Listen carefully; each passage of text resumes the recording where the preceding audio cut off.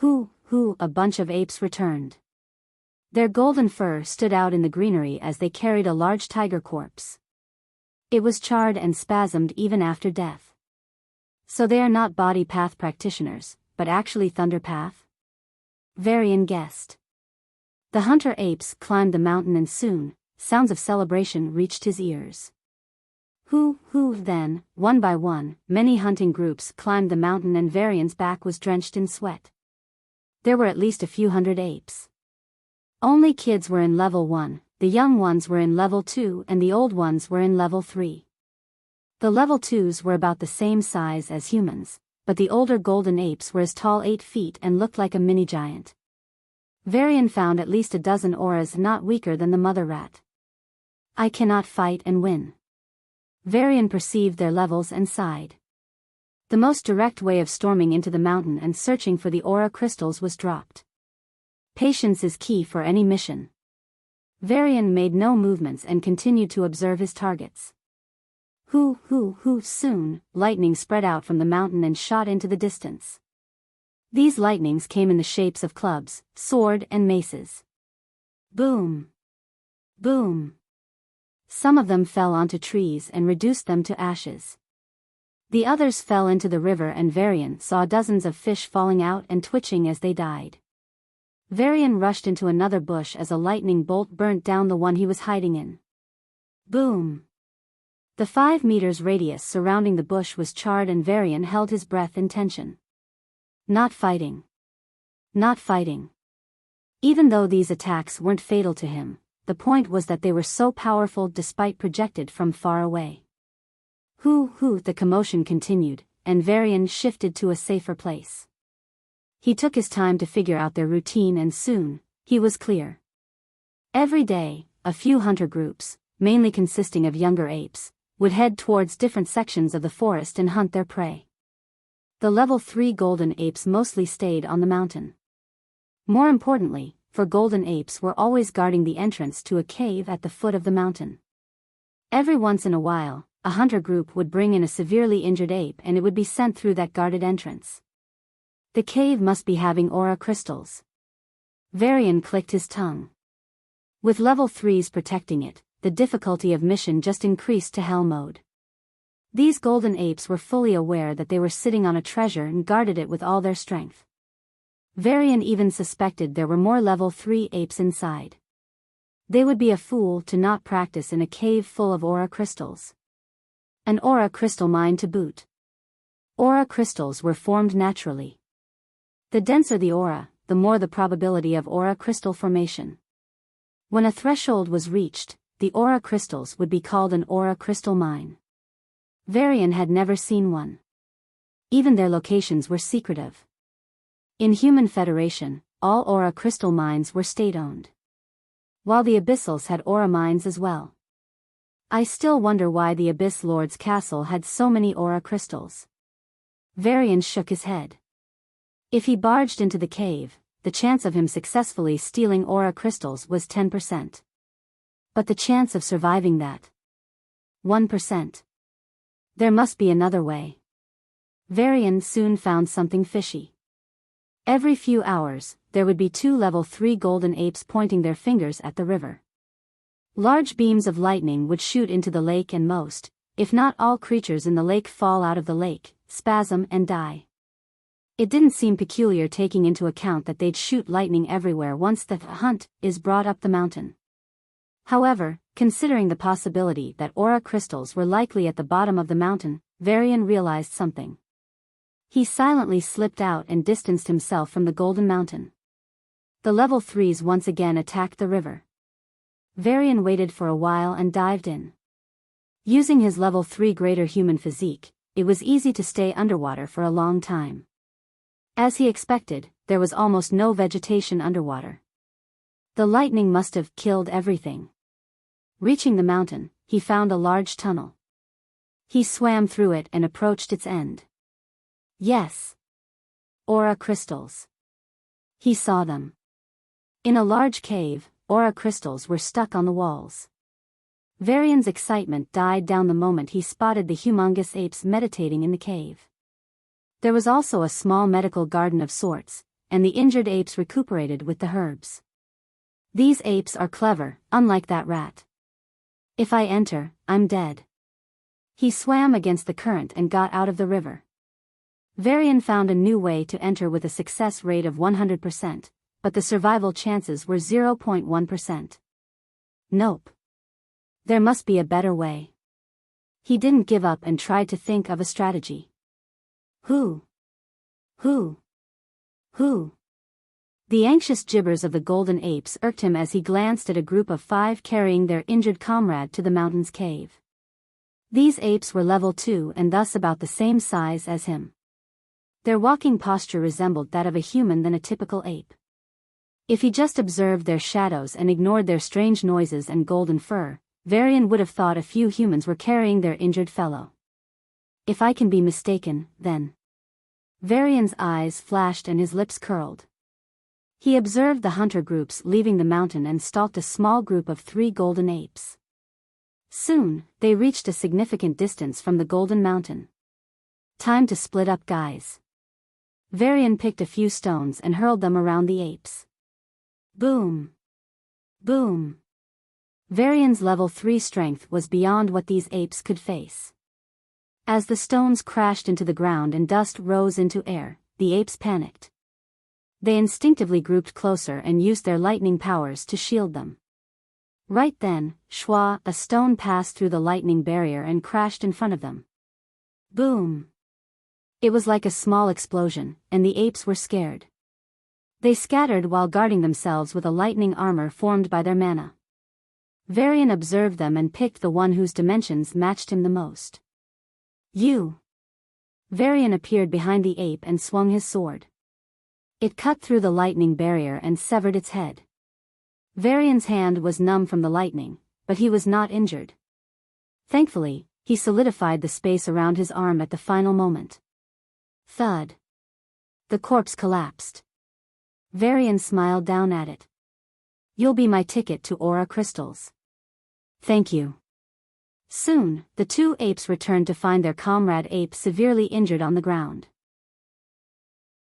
Then they rushed to their injured comrade and were taken aback by its injury. The injured one had a large cut across its chest, with pieces of flesh strewn all around. Its golden blood was gushing out, and the only reason they considered it to be still alive was the faint breath. They hurriedly picked it up and rushed towards the golden mountain. To their horror, even its aura was nearly non-existent.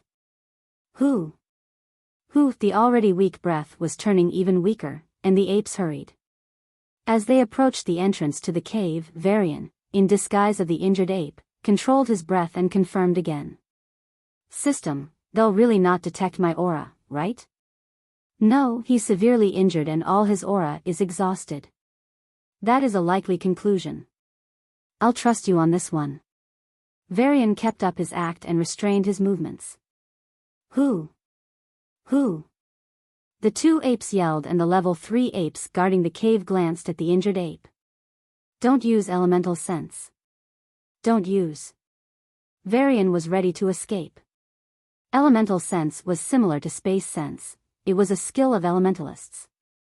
Thunder awakeners, for instance, sense the thunder elemental mana in the air and use it to observe the world around them.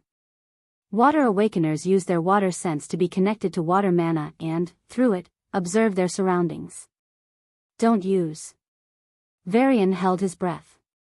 If they did use thunder sense on him, then they'd realize he had no thunder mana in his body. His disguise would be busted before he even entered. The guardian apes glanced at the injured ape and their thunder sense swept across Varian for a moment. Varian was ready to make a run.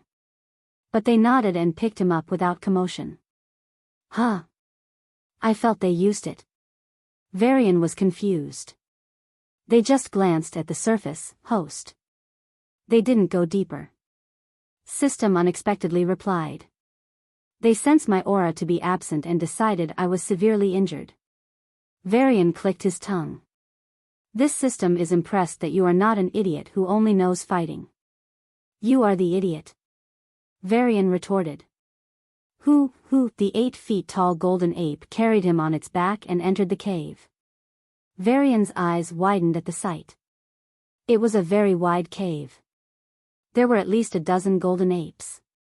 None was shorter than 8 feet. There was even a 9-foot ape, which despite being seated, was as tall as him. Finally, Varian carefully controlled his breath and carefully poured of the golden blood of the ape from his space ring. To the outsiders, the golden blood was dripping from the wound on his chest. But they didn't know there was another person under the skin. Varian was brought to a place away from the meditating oldies. He was placed next to a small plant that exuded a soft green light. The green light slowly blended into his body and healed the cut skin he was using. He peeked around and saw a few more injured apes next to similar plants. My goal, he glanced around and saw the walls. The walls. They were embedded with aura crystals.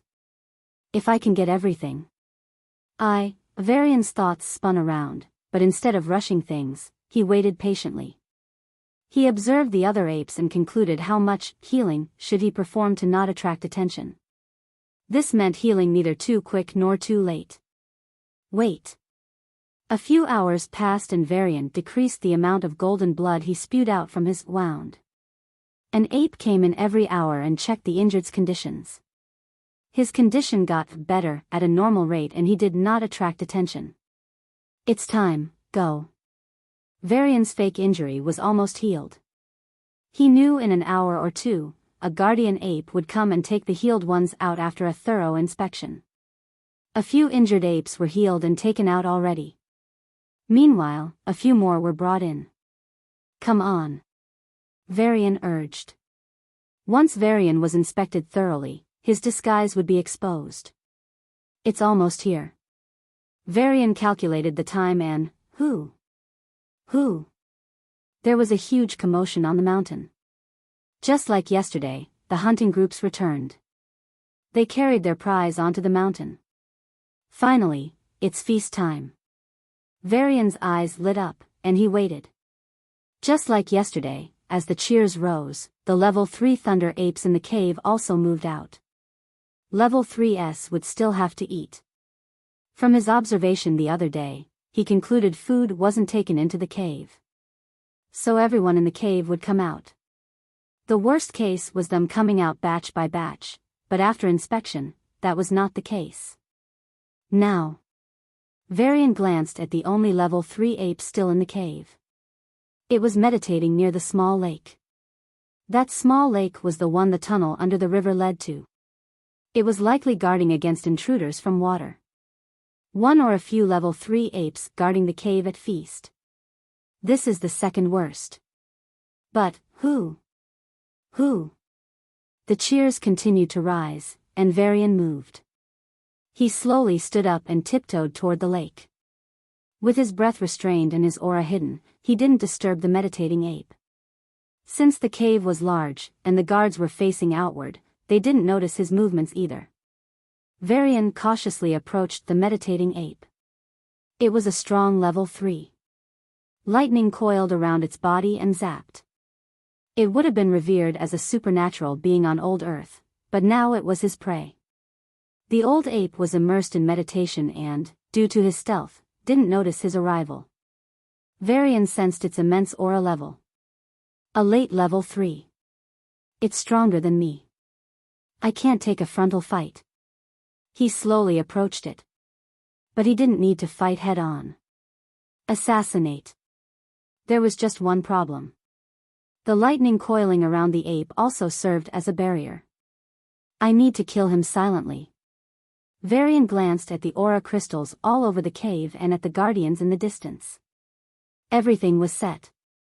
I have only one chance. The apes would be way more wary the next time. He silently equipped the black gauntlets and reached behind the old ape. Varian raised his hand to one shot. His gauntlet pierced through the coiling lightning and its spikes pierced the neck of the old ape. Splash, the golden blood burst out of its neck and his gauntlets were dyed golden. The old ape died a silent death. Who? The guards didn't catch the sound due to the cheers. However, Varian was running out of time. He unsheathed his sword, and a light flashed. The recuperating ape that just opened its eyes was silenced. Along with it, every other golden ape was also put to rest. He dashed to the walls and, using his greater human speed to the fullest, plucked the aura crystals. Who? Now it was all about risk management. The sooner he jumps into the lake and leaves, the safer. But the longer he stays, the more aura crystals. Varian's space ring was a level 5-star treasure gifted by Maya. The storage capacity was as large as a mansion. Even though the cave was large and had a lot of aura crystals, it was unrealistic for them to fill his mansion-sized space ring. However, after checking so many nests, Varian knew the chance of finding aura crystals was rare. So he had to do his best. Aura crystals were too important to not risk. Without aura crystals, his progress would slow down, and even if his talent was high, he'd have to spend a lot of time to advance to the next level. Click. Click. Click. Varian moved from one location to another, picking the aura crystals and filling his space ring. He spread his space sense and focused his hearing on the outside. He had to be prepared for the guards' response. If they sensed the slightest difference, the guards would be suspicious. And with the unavoidable sound each time an aura crystal was picked, they were bound to notice sooner or later. After a few minutes, notice they did. Who? The guards were furious but restrained their impulsive to attack directly. They didn't want to risk damaging their treasure land. They rushed at him. However, they were thunder practitioners. Their speed was naturally slow. Varian used this chance to pluck a few more aura crystals. After closing the distance, they didn't have any scruples and raised their hands to zap him with thunder. Varian wasted no time and jumped into the lake. Boom! Zzz. The lighting arc struck the wall, and the cave shook a little. The commotion above the mountains suddenly halted. The silence was scary. Varian, however, didn't care and was already diving in. The guardian apes roared and a huge lightning ball shot into the lake. Fuck! Varian tried to dive in quick, but the lightning ball was quicker. Arg! The lightning flowed through the water and Varian was electrocuted. Due to the distance, it wasn't a large injury, but his skin was still burnt and he started to bleed. Blood gives away my position. Varian gritted his teeth and reached into the tunnel. At the same time, the system prompted. Lightning path, level 0, 10/30. You really can't find a better timing, can you? Varian cursed and swam through the tunnel. At the same time, he used space binding to freeze the space around his wounds. This prevented his blood from spreading in the water. That really hurt. The strike was weakened due to the distance it had to travel. If Varian faced the same attack on land, then he'd be severely injured. As he swam out of the tunnel, Varian sensed something was wrong. Looking up through the river's surface, his heart stopped. Hundreds of apes stood on the bank of the river and gazed into it. They all raised their hands and lightning twirled around their hands. This is really too much. I didn't even take half. Varian was aggrieved. If the apes understood his grievance, they'd have coughed out blood. He stole their aura crystals and was now saying attacking him with all their strength was too much? How shameless. Even if they wore no clothes, their golden ape tribe had more shame. Boom! Boom! One by one, the lightning arcs bombarded the river. Varian swam to the bottom of the river to mitigate the lightning attacks. Of course, the river was constantly and heavily bombarded with lightning. Contrary to expectations, even such a large-scale attack didn't kill Varian. Firstly, there were no blood traces on the river. Given the fact that the river itself was very deep, they couldn't pinpoint his location. So they could only resort to carpet bombing. This led to the apes spreading themselves across the length of the river and targeting different sections of the river. Of course, that did not mean Varian was safe. Even though the amount of water reduced the electricity he had to face, it also meant he would be electrocuted, no matter what. Zap! Zap! Varian had to bear the pain and continued swimming. There were multiple injuries on his body. He was literally bleeding from everywhere. This time, he couldn't freeze his entire body to stop the blood. He only locked the space around his blood and locked it from escaping. Arg! The shock from the attacks caused his body to spasm. He glanced at the river surface. It was covered by the golden lightning. Varian gritted his teeth and continued to swim. He had only way to survive. Swim away from this goddamn tribe. They wouldn't be able to follow him everywhere. Varian channeled the chi in his body and took a deep breath. Then he propelled forward. Boom! Zap! Zap! With each second, he was hit by the attacks indirectly and was further injured. Even though the pain was immense, there was one silver lining. Lightning path level 0, 20/30, almost there. Varian took a deep breath and saw he reached the end of the line. Go! Ignoring the pain from his numbing legs, he pushed himself. But at the last moment, zop! A large lightning arc shot at the river and was aimed towards him. Ah! It struck his body and Varian felt a burning, numbing pain. The only thing stopping from the river turning blood red was his last trace of space binding. But the attack did its job. Varian felt like his body was falling apart. The world spun, and he was about to lose his consciousness. No! If I faint, it'd be the end. He struggled. Right then, the system prompted. Lightning path level 0, 30/30, awakening. Even though the pain still gnawed from every corner, it was more bearable. More importantly, the numbing feeling decreased. I need to get out. Varian glanced up and realized he was at the edge of the golden apes lineup. Go! The lightning arcs continued to bombard the river and Varian could feel every drop of water around him full of current. His body twitched and spasmed, but he had a better reaction to it now. Holding himself from fainting, he dashed through and crossed the attack range of the apes. Who? The apes continued to attack. Even with their limited intellect, they knew a level 3 would not survive this onslaught. He must resurface sooner or later. If he didn't, his blood traces would give him away. As for escaping, lightning attacks had numbing effect, it was much more difficult to move. With enough attacks, he'd be paralyzed in no time. But Varian somehow broke these 3 restrictions.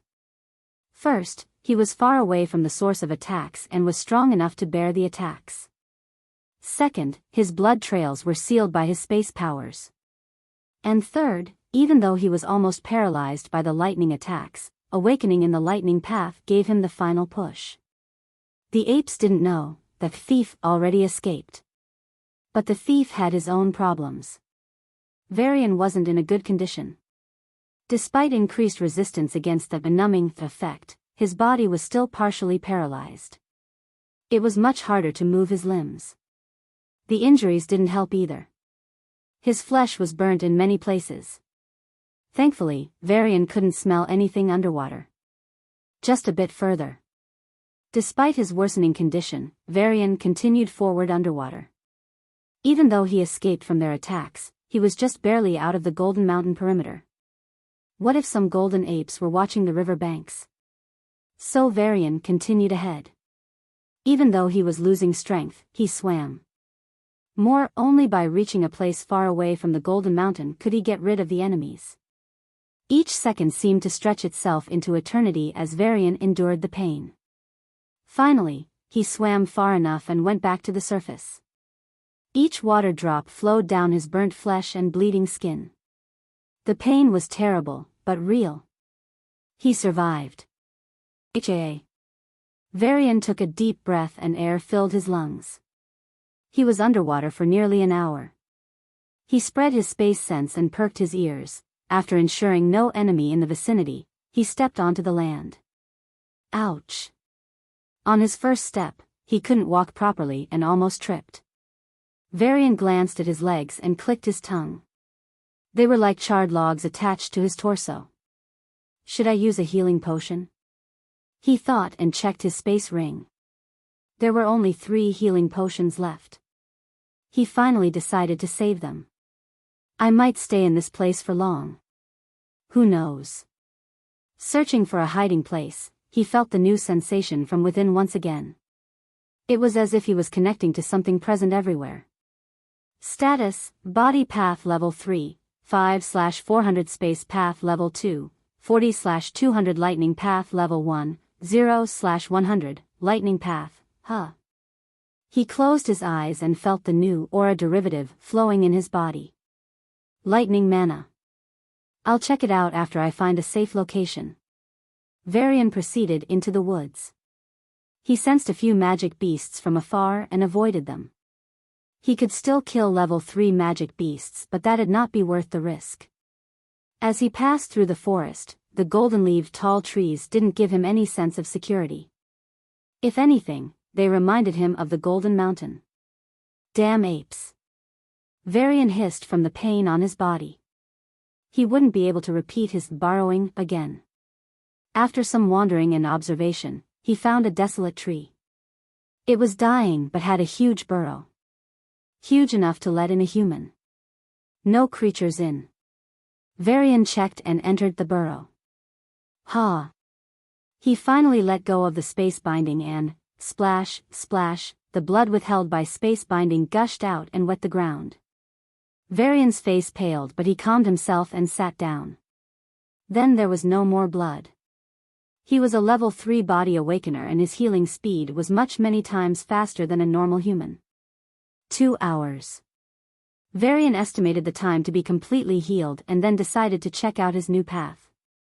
System, can you give me an intro or what? Lightning path, 0 out of 100 lightning sense, sense the lightning mana all around. Invoke, use the lightning mana in your body. Varian closed his eyes and carefully felt it. With his experience in space sense, he was able to quickly grasp what the system was talking about. He had another sense. It was similar to space sense, but unlike how space sense saw the world through space, this lightning sense connected him to the lightning mana everywhere. Through the lightning mana, Varian could see the surroundings. But isn't this a very polarized skill? What if there was no lightning mana? Varian wondered before ending at another question. There was no lightning mana in the air.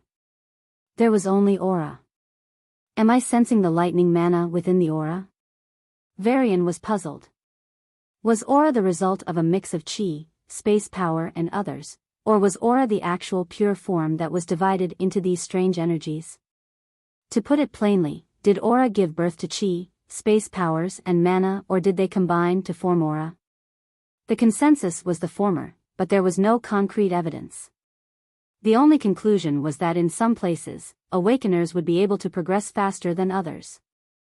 For instance, Varian would progress faster in a region with rich lightning. Thus, thinking about lightning sense, Varian was baffled. Host, don't overthink it too much. Aura is more complicated. What you sense is indeed the lightning mana within aura. You would have no problem most of the time. So the exceptions are. Yes. Even aura can be manipulated. Naturally, some locations have more of one elemental mana than other. Say oceans, they have more water mana than fire.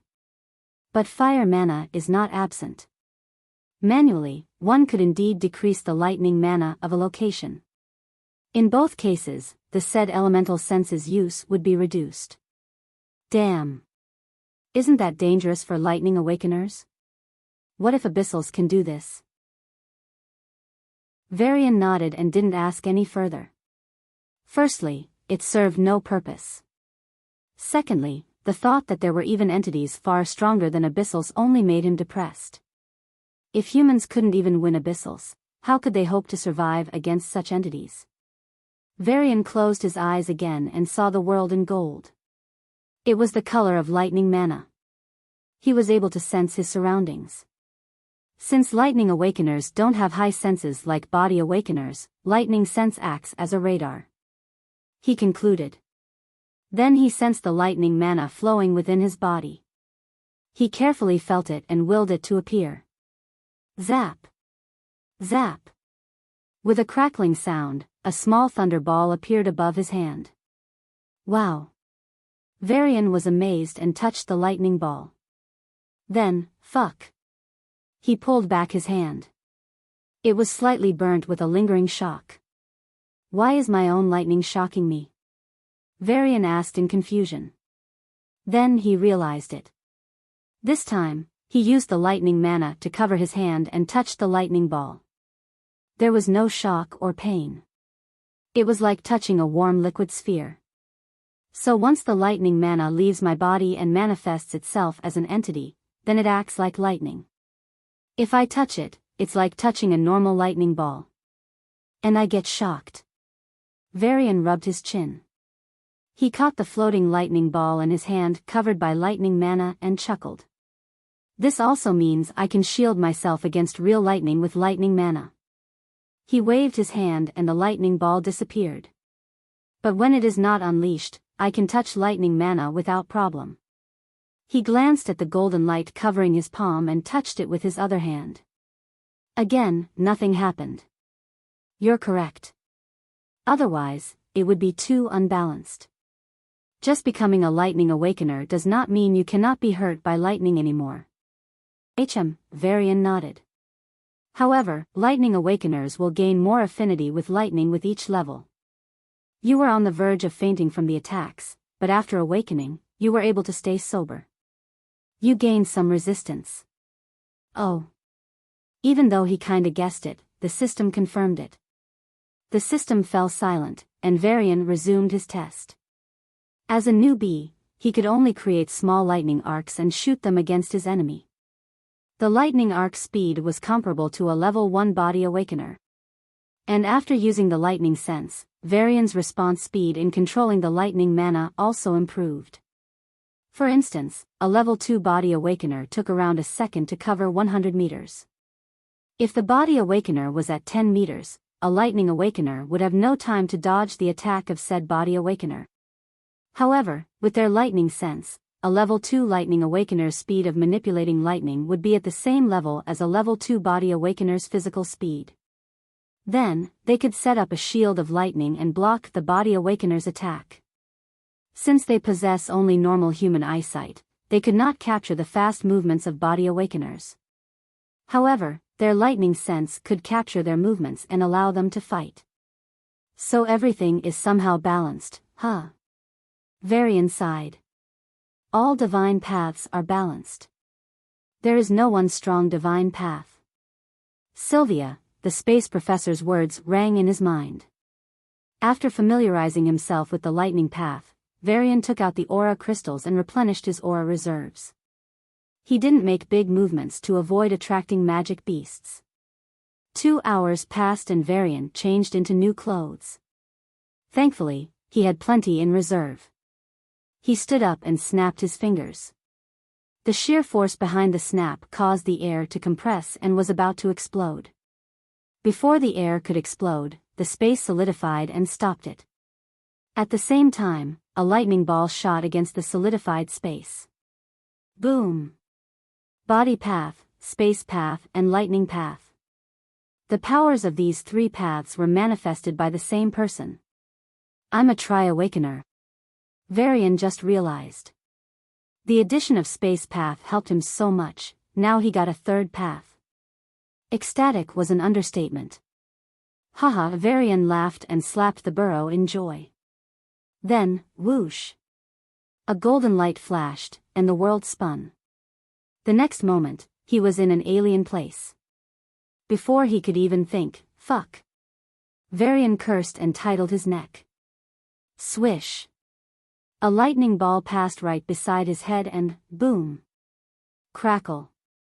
It crashed into the wall behind and scorched it. The plants near the crash died from the shock. Varian turned around and saw the perpetrator. It was a 3-foot humanoid creature. With green skin, pointy ears, it resembled a goblin of old Earth.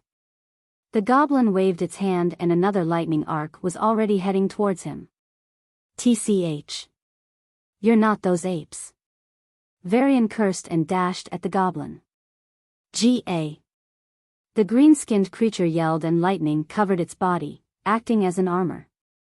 Don't be so assured. Varian laughed and raised his fist. The goblin was confident his armor would block Varian's attack.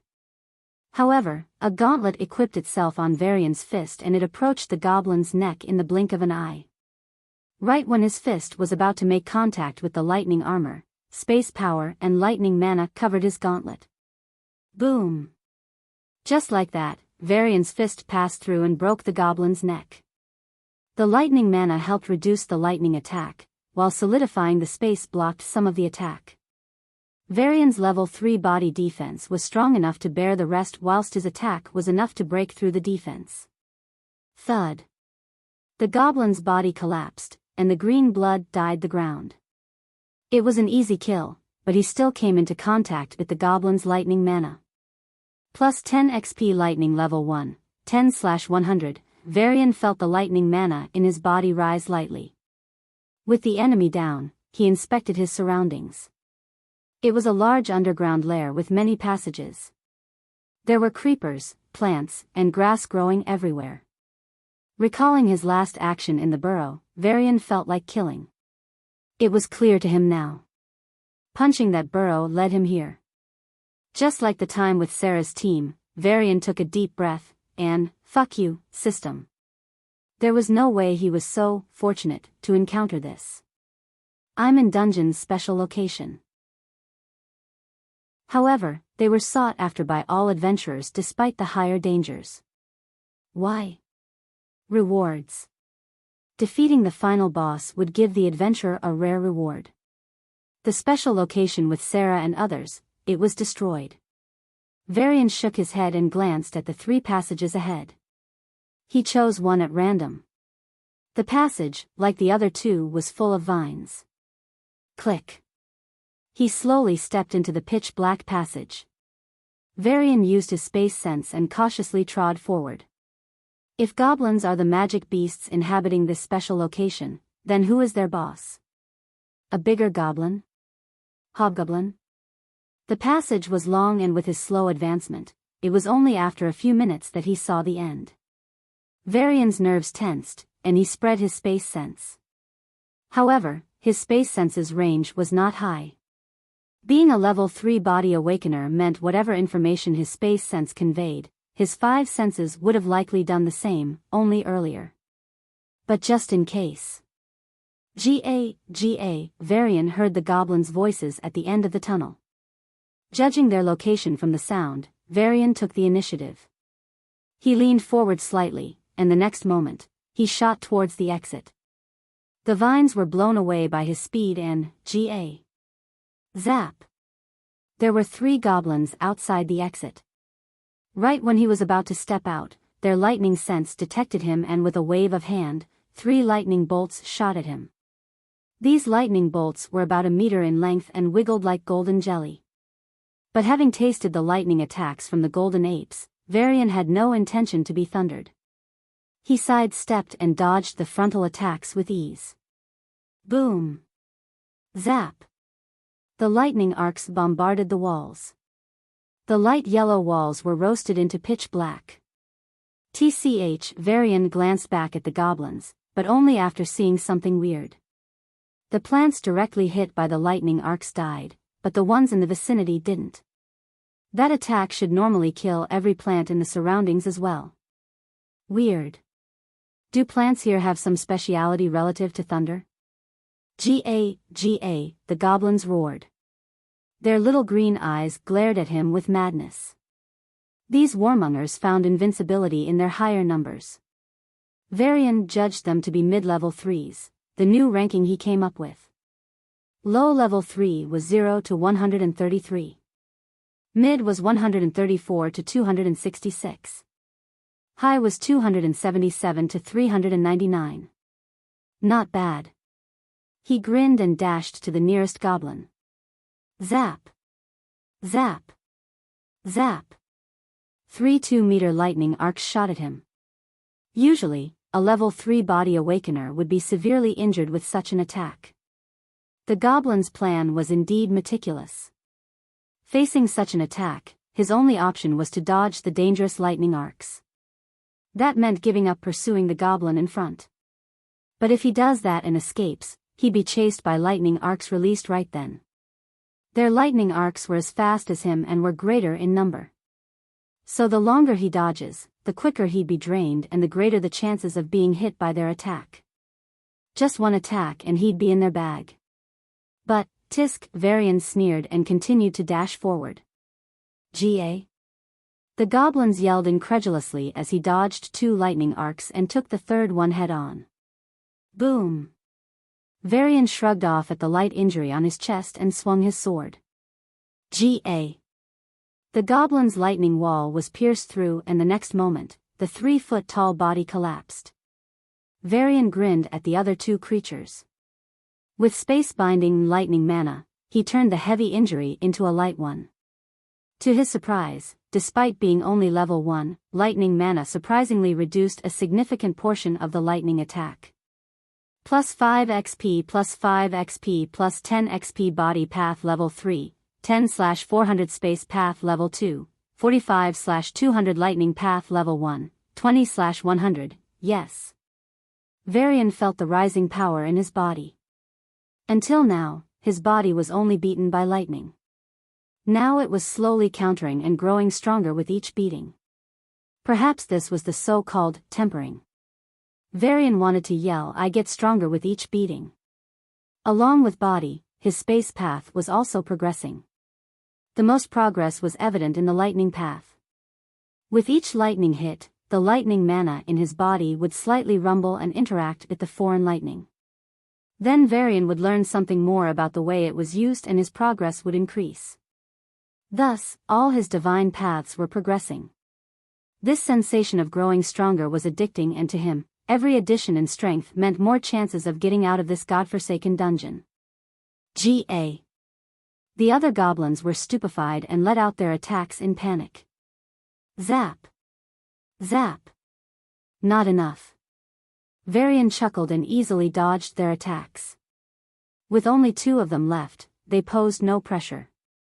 Shwa, shwa, in no time, Varian's sword broke their lightning shield and slit their throat. Thud. Thud.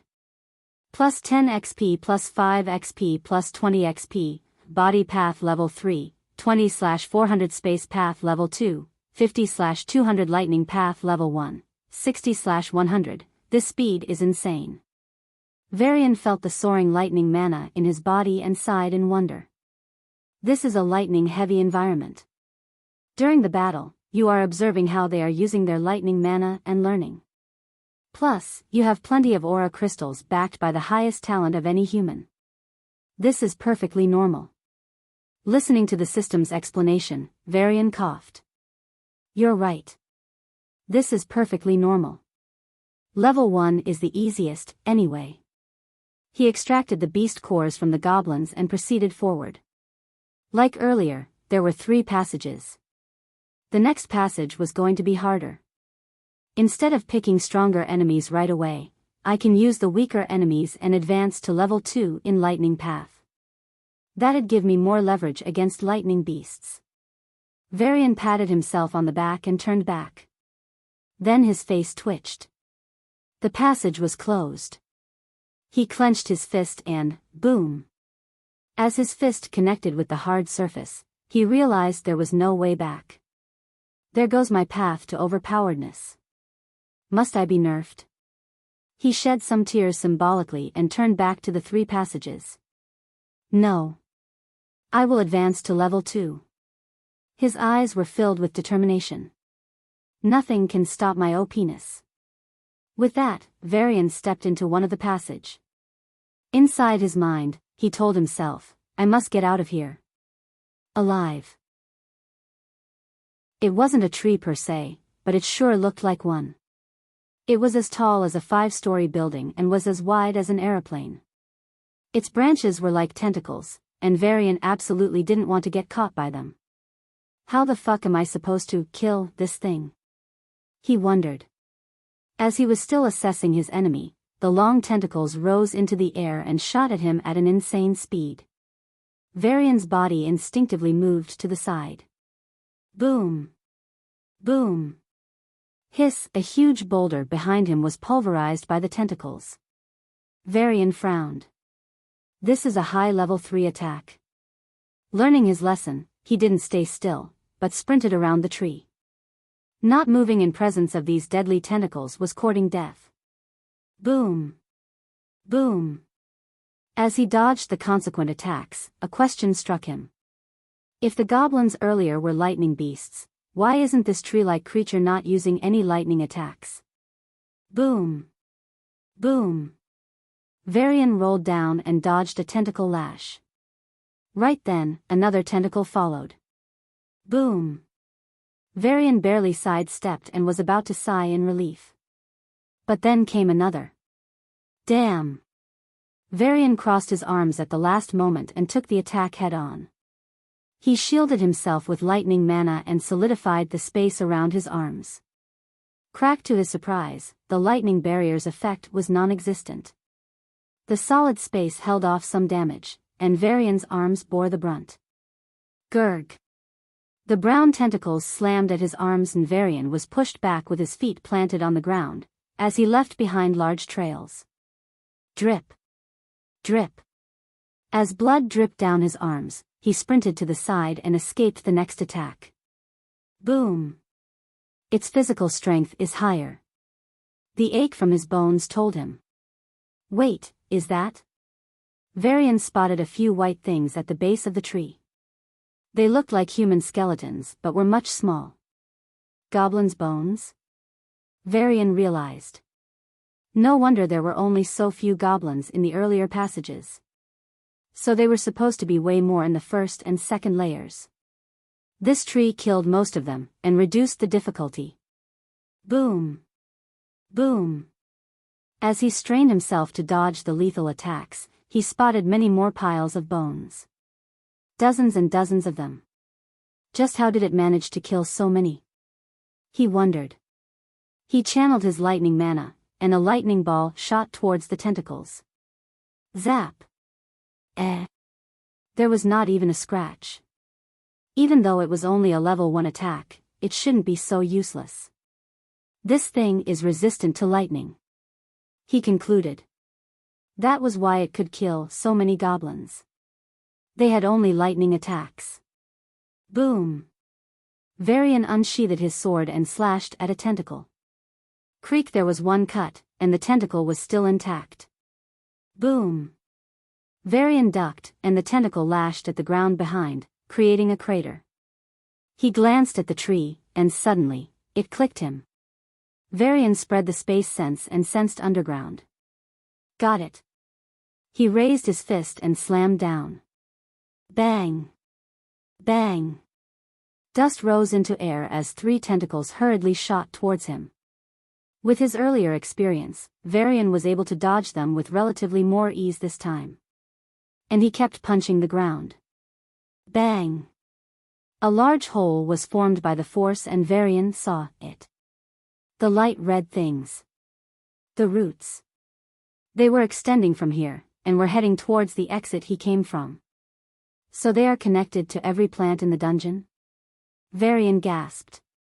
He recalled the plants that weren't killed by the goblins' lighting attacks. Now it seemed that they too were slowly developing resistance against lightning. Varian found the solution. He raised his sword and, chop.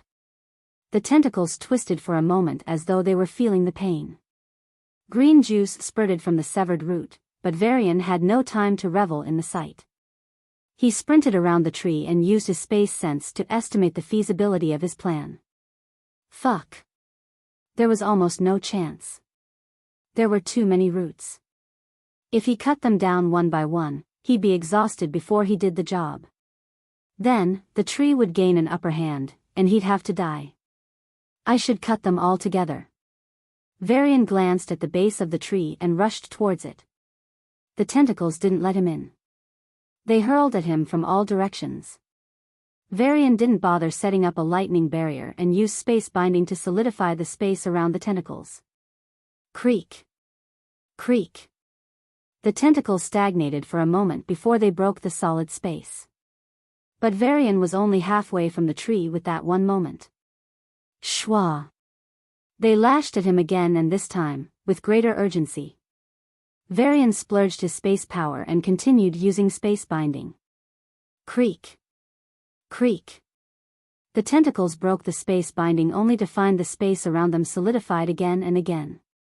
Varian managed to continuously block them, but his space power was about to run out. Doing this in a normal battle would be suicide. But here, it was a brilliant move. Because in the short but crucial time bought by the reckless space binding, Varian reached the tree base. His space power was already running low, so instead of it, Varian channeled all his lightning power and created a large ball of lightning. The tentacles were undeterred and shot towards him. Varian smiled and jumped back while throwing the lightning ball at the ground around the tree base. Boom! Zap! Right at the moment, the lightning ball blasted the ground around the tree base and exposed its roots. The tentacles reached Varian. The tentacles whipped at him, and Varian couldn't dodge at all. Crack! Crack! Varian broke too many bones and blood was pouring out from every corner of his body. And since he was in mid-air, the tentacles' attack hurled him into the ground. The location he crashed into was exactly the tree base. As he was drenched in blood, under the pain of broken bones and torn muscles, Varian smiled. He jumped down into crater formed by the lightning blast. This was where all roots began. He gripped his sword, and a white light flashed. Shwa! Shwa! Shwa! The roots were cut out brutally and Varian was bathed in the green-colored liquid gushing out of them, and with that, the life of the tree-like creature. Splurt! Bo, om. Bo, om. The tentacles that were about to slam his head collapsed on the ground. Right with them, Varian also collapsed and breathed in rapidly. Ha! Ha! The tentacle attack earlier almost punctured his lungs. As he laid in the ground drenched by the green liquid, he was puzzled. Why was the tree thingy hunting them? For nutrients? Thankfully, the estimate was true. Judging from its reaction when its first root was severed, Varian guessed it'd die when all its roots were cut. Plus 20 XP plus 10 XP body path level 3, 40/400 space path level 2, 60/200, the system prompted. Varian glanced around and saw no other passage openings. This should be it. And he collapsed. After a few minutes, he slowly got up and reached the trunk. The tree's healthy green trunk was now dead black. Its brown tentacles laid dead like withered snakes. What's the reward? He wondered and circled around the tree. Defeating the special location was supposed to give a reward, right? As he looked around everywhere, time passed. Eventually, Varian's injuries were healed, and he started panicking. Finally, he didn't want the reward anymore. He just wanted to get out of here. The passages were locked. He couldn't break them. There was no exit. Come on. And it came. A golden light flashed from the tree. The lightning mana in his body roared. It was like it was screaming at him. Devour. Devour. Devour. So Varian devoured the fruit. It was soft and cold. After entering his mouth, it melted and Varian could feel the smooth lightning mana boiling in his body. In response to the incoming lightning mana, the one within his body boiled and they slowly merged. The system prompted. Plus 1 XP, and stopped. Huh? WTF? Varian wanted to kill. It resumed and this time, it didn't stop for a while. Plus 1 XP plus 1 XP, plus 1 XP, the lightning mana rose and lightning sense expanded continuously. The incoming lightning mana was almost out and his lightning mana seemed to reach a peak. It couldn't increase for a while. Varian sat down and guided his lightning mana. His lightning sense turned inward. He saw the lightning mana inside him. It was a golden river that seemed to be confined by something invisible. Focus. Varian controlled it and with the push from the external mana, he broke the confinement. Advancing, the system prompted and sparks appeared around him. Then, a few aura crystals in his space ring disappeared and Varian felt his lightning mana surge. It was much higher compared to the peak level 1. His combat power improved a bit more. Status, Body Path Level 3, 40/400 Space Path Level 2, 60/200 Lightning Path Level 2, 0/200, wow. Lightning Path is almost catching up. He compared. Was I too slow in my space path? No. Without the reward of this special location, your progress would eventually slow down. To break the bottleneck and advance, you'd need a few more days. Well, the reward is indeed great. Varian grinned. Then he recalled, how am I supposed to exit here? As if answering his query, the cave shook and a white light flashed. Ha! Varian found himself back in the tree burrow. At least warn me. He was about to slam the burrow. Oh, but recalling where that led him to, he retracted his fist and exited the burrow. Should I enter the inner zone? Varian dashed through the forest and reached the river bank. I will only go if I'm the strongest in outer zone. Inner zone monsters would likely be in level 4. Varian walked along the direction he came from, Golden Mountain. Then I should defeat a boss of the outer zone. He planned. In the outer zone, like in any zone, the weakest monsters lived farthest from the center. The strongest lived closer to the center. The ones that lived at the absolute border were called as bosses. There were many bosses and their strength varied. However, all of them were at the top of the outer zone pyramid. So defeating a boss meant he was strong enough to get into inner zone. Outer zone, inner zone, then core zone. Varian grinned as he ran at a breakneck speed. The surroundings seemed to vanish as he moved from one location to another. Finally, he saw the Golden Mountain. The apes were patrolling strictly. They expanded their watch deeper into the forest. They were also searching extensively along the river. Thank you for making me rich. Varian said sincerely. He maintained a considerable distance and wasn't seen by the golden apes. Before I exit the outer zone, I have a debt to settle. His speed rose and he shot towards the familiar location. The same nest. Compared to a few days ago, the rocky cave opening had a few more scratches, more gravel and less boulders. Come out. Varian yelled. He was going to beat the heck out of this bitch. Varian hated it for 2 reasons.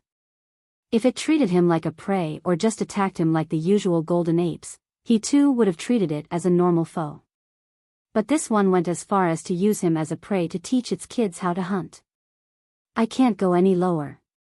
The second was, the rat didn't have anything special in its cave. Why don't you be like the golden apes?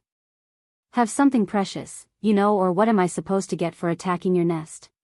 Varian thought with a straight face. Thankfully, neither the mother rat nor the golden apes knew his thoughts or they'd be marched together to hunt him. As he was immersed in justifying why he had to kill it, the creature arrived. Roar, the mother rat was larger than the last time. It was already the size of an adult elephant and now it looked like a mammoth. Its aura was even stronger than the last time. High level 3. The beast cores helped, huh? Varian gripped his sword. He leaned forward and put pressure on his feet. Whoosh! He shot at the mother rat and reached it in the blink of an eye. Roar, the mother rat wasn't to be outdone. Despite its bulky size, it dodged his sword and clawed at him.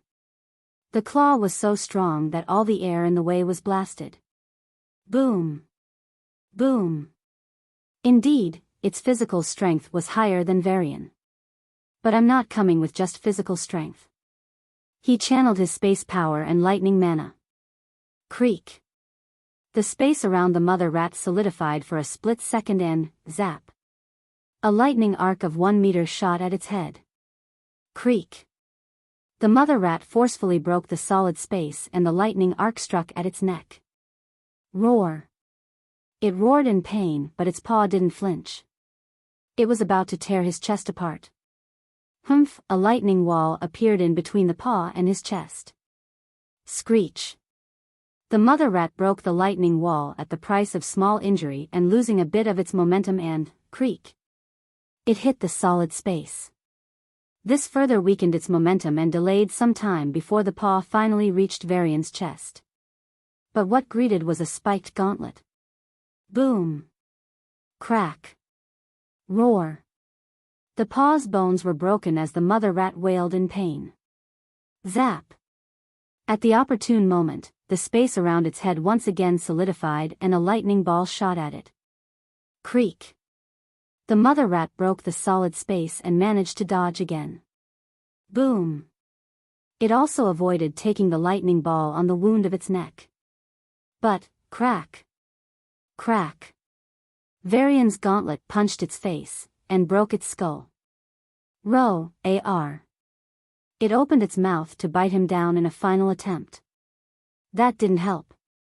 Space binding prevented it from closing its mouth for a split second and a lightning arc shot into its mouth. Zap! Boom! Its insides were blasted. Blood, flesh and bones splattered into the air. Thud! The huge body slowly collapsed. Varian gazed at it coldly. A few days ago, it was the hunter and he was the prey. Now, he was the hunter and it was the prey. Taking a deep breath, he gazed towards the border of inner and outer zone. He had to clear one more enemy before he stepped into inner zone. Outer zone boss, I'm coming. The difficulty in advancing to each level increases exponentially. This lost dungeon was still transitioning from low dungeon to mid dungeon. Once the magic beasts at the inner zone reach level 6, it'd be declared a mid dungeon. As Varian headed forward, the aura concentration steadily rose. He thought of maximizing his power before fighting the outer boss. For instance, he could search for more nests of magic beasts. However, that would take a lot more time. There was no guarantee he would find suitable resources either. Besides, the dungeon was still in its early years. That much was evident with the outer zone containing only level 3 magic beasts. Early years meant less natural resources. I can't wait that long. I want to grow strong the fastest and search for a way out. Varian groaned inwardly. As he gazed forward, it was a no man's land. There was not a single creature in sight for miles. Not just on the ground, but even in the sky. Not a single thing flew above the land. The border. He mused. To be fair, there was no natural border between outer and inner zones. That was to say, the aura concentration doesn't spike at the borders. They just increased continuously. However, just like old Earth, the residents of dungeon, magic beasts, made up the border. It wasn't exactly planned per se. If a weaker magic beast crossed the border, it'd be ripped to shreds in no time. Soon, no magic beast crossed that land, and it turned into what it was today. Of course, there were strong beasts that enter the inner zone every once in a while. For them, inner zone was a heaven with more aura and resources.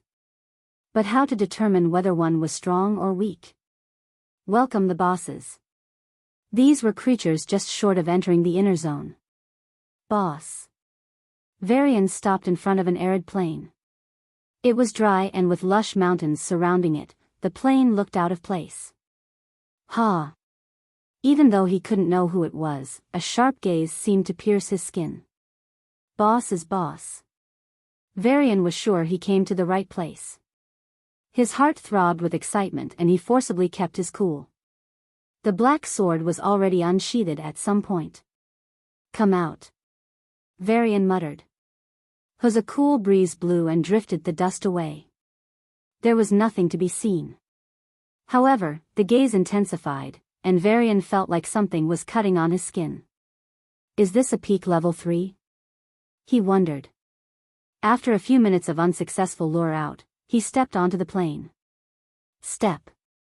Step. There were only a few small plants here and there. They looked harmless, but Varian didn't take his chances and maintained his distance. He just killed something that looked like a plant, and it wasn't a pleasant experience. Step. Step. As he walked forward, with his ears perked and space sense spread, he noticed nothing. Did I come to the wrong place? He wondered, but with each step, the sharp gaze intensified. It must be somewhere. He raised his foot to step forward when, Drua. A huge serpentine-like creature drilled out of the land, showing blotchy yellow spots on its light brown skin. A sandworm? Boom! Varian rolled down and the sandworm drilled down into the ground he was standing a moment ago. Ha! Ha! He breathed in heavily, and right when he stood up, Drua. The thing appeared. This time, he saw its face. Despite the sharp gaze he still felt, it had no eyes. As its unhinged mouth shot open, the hundreds of razor-sharp teeth inside glinted with a cold light. It's ugly. Varian cursed and swerved to the left. Boom! This time, instead of drilling into the ground, the sandworm aimed to devour Varian. You are strong. But, Varian clenched his fist in the gauntlet. He focused his chi onto his hand and slightly leaned backward. Then he slammed his fist. Boom! Boom! As his fist connected with the sandworm, Varian was sent flying. His body was already injured, and his insides twisted from the shock. As he barely got up and nearly fell from the internal injuries, things got worse. Crack! The gauntlet cracked and broke into pieces. The gauntlets were only level 2 treasures after all. But all the level 3 creatures he fought to date couldn't break them. Only the creature in front was able to do it. Peak level 3. Its physical strength easily broke through the space and lightning layers around my fist. Varian estimated its strength. Plus 10 XP, from his punch earlier. The sandworm, on the other hand, crashed to the ground and writhed. On its huge body, there was an inconspicuous char mark with brown blood dripping out. Varian's punch was backed by his lightning and space powers. Screech, it yelled, and in the next moment, shot at Varian. Drua. The sandworm reached him in the split of a second and opened its mouth.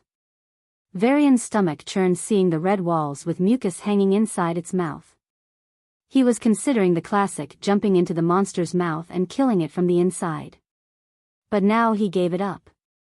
Unless he had no other choice, he'd not jump in. Boom! As the sandworm dived to bite him to pieces, Varian shot up. He raised his arms and smacked down at the sandworm's head. At the same time, its tail lashed at him. In a hurry, Varian punched back at the tail with one hand while he kicked its head. Bang! Crack! Varian was once again sent flying. Blood gushed out of his chest and he felt his ribs turn mushy. The tail was much stronger. He noted as he crashed into a mountain. Boom! The sandworm's head pierced into the ground with Varian's kick. Screech, plus 10 XP, I'm complaining, but not complaining. The rising chi in his body convinced Varian of something. This beating was worth it. Drua. The sandworm shot at him again, this time it used its tail directly. Right when the tail was about to reach him, Varian solidified the space around it. Creak. It easily broke the binding, but he was already in front of its mouth. Zap.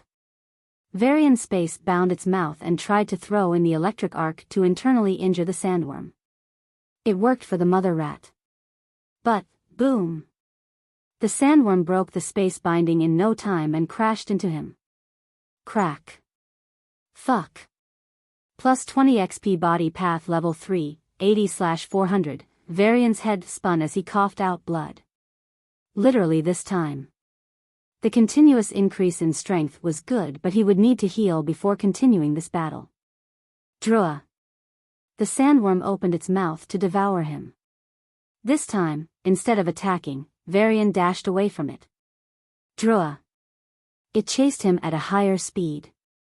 However, Varian wasn't panicked. It stayed in the arid plains and didn't come out unless one entered its territory. So if he left the territory... Bang! Bang! He dodged the constant attacks and exited the arid plain. The sandworm followed him for a certain distance and then returned. Varian rested in a nearby cave and pumped his fist. Yes. What more can I ask for? I can train with it till I grow stronger than it. It won't even chase me. Boss Sandworm, you're my XP bank. The sandworm thought it warded off an intruder. But it didn't know. The nightmare was only about to begin. After a few hours, the nightmare the sandworm would never forget started. Boss, XP please. Instead of fighting for resources like other magic beasts, it meditated underground and slowly advanced to peak level 3. It tried entering the inner zone but almost died on its first day. After that, it picked the current arid plain, one of the locations with the highest aura after inner zone. In a few words, its life mantra was, slow and steady. Unfortunately, all of it was about to be broken. Boss, XP please. A familiar voice sounded. The sandworm ignored the annoying bye and continued meditating. Yes. Advance to level 4 and enter the inner zone. Then find another arid zone and meditate underground. Advance to level 6. Become the strongest. Slow and steady. Despite its limited brain faculties, it had its future path cleared out. So peacefully, the annoying bipedal bug stepped into its arid plain. The sandworm was furious. However, it didn't attack right away. Then he came closer and closer to the center. Now, he was almost standing above it. How was it supposed to meditate peacefully when a potential enemy was right over its head?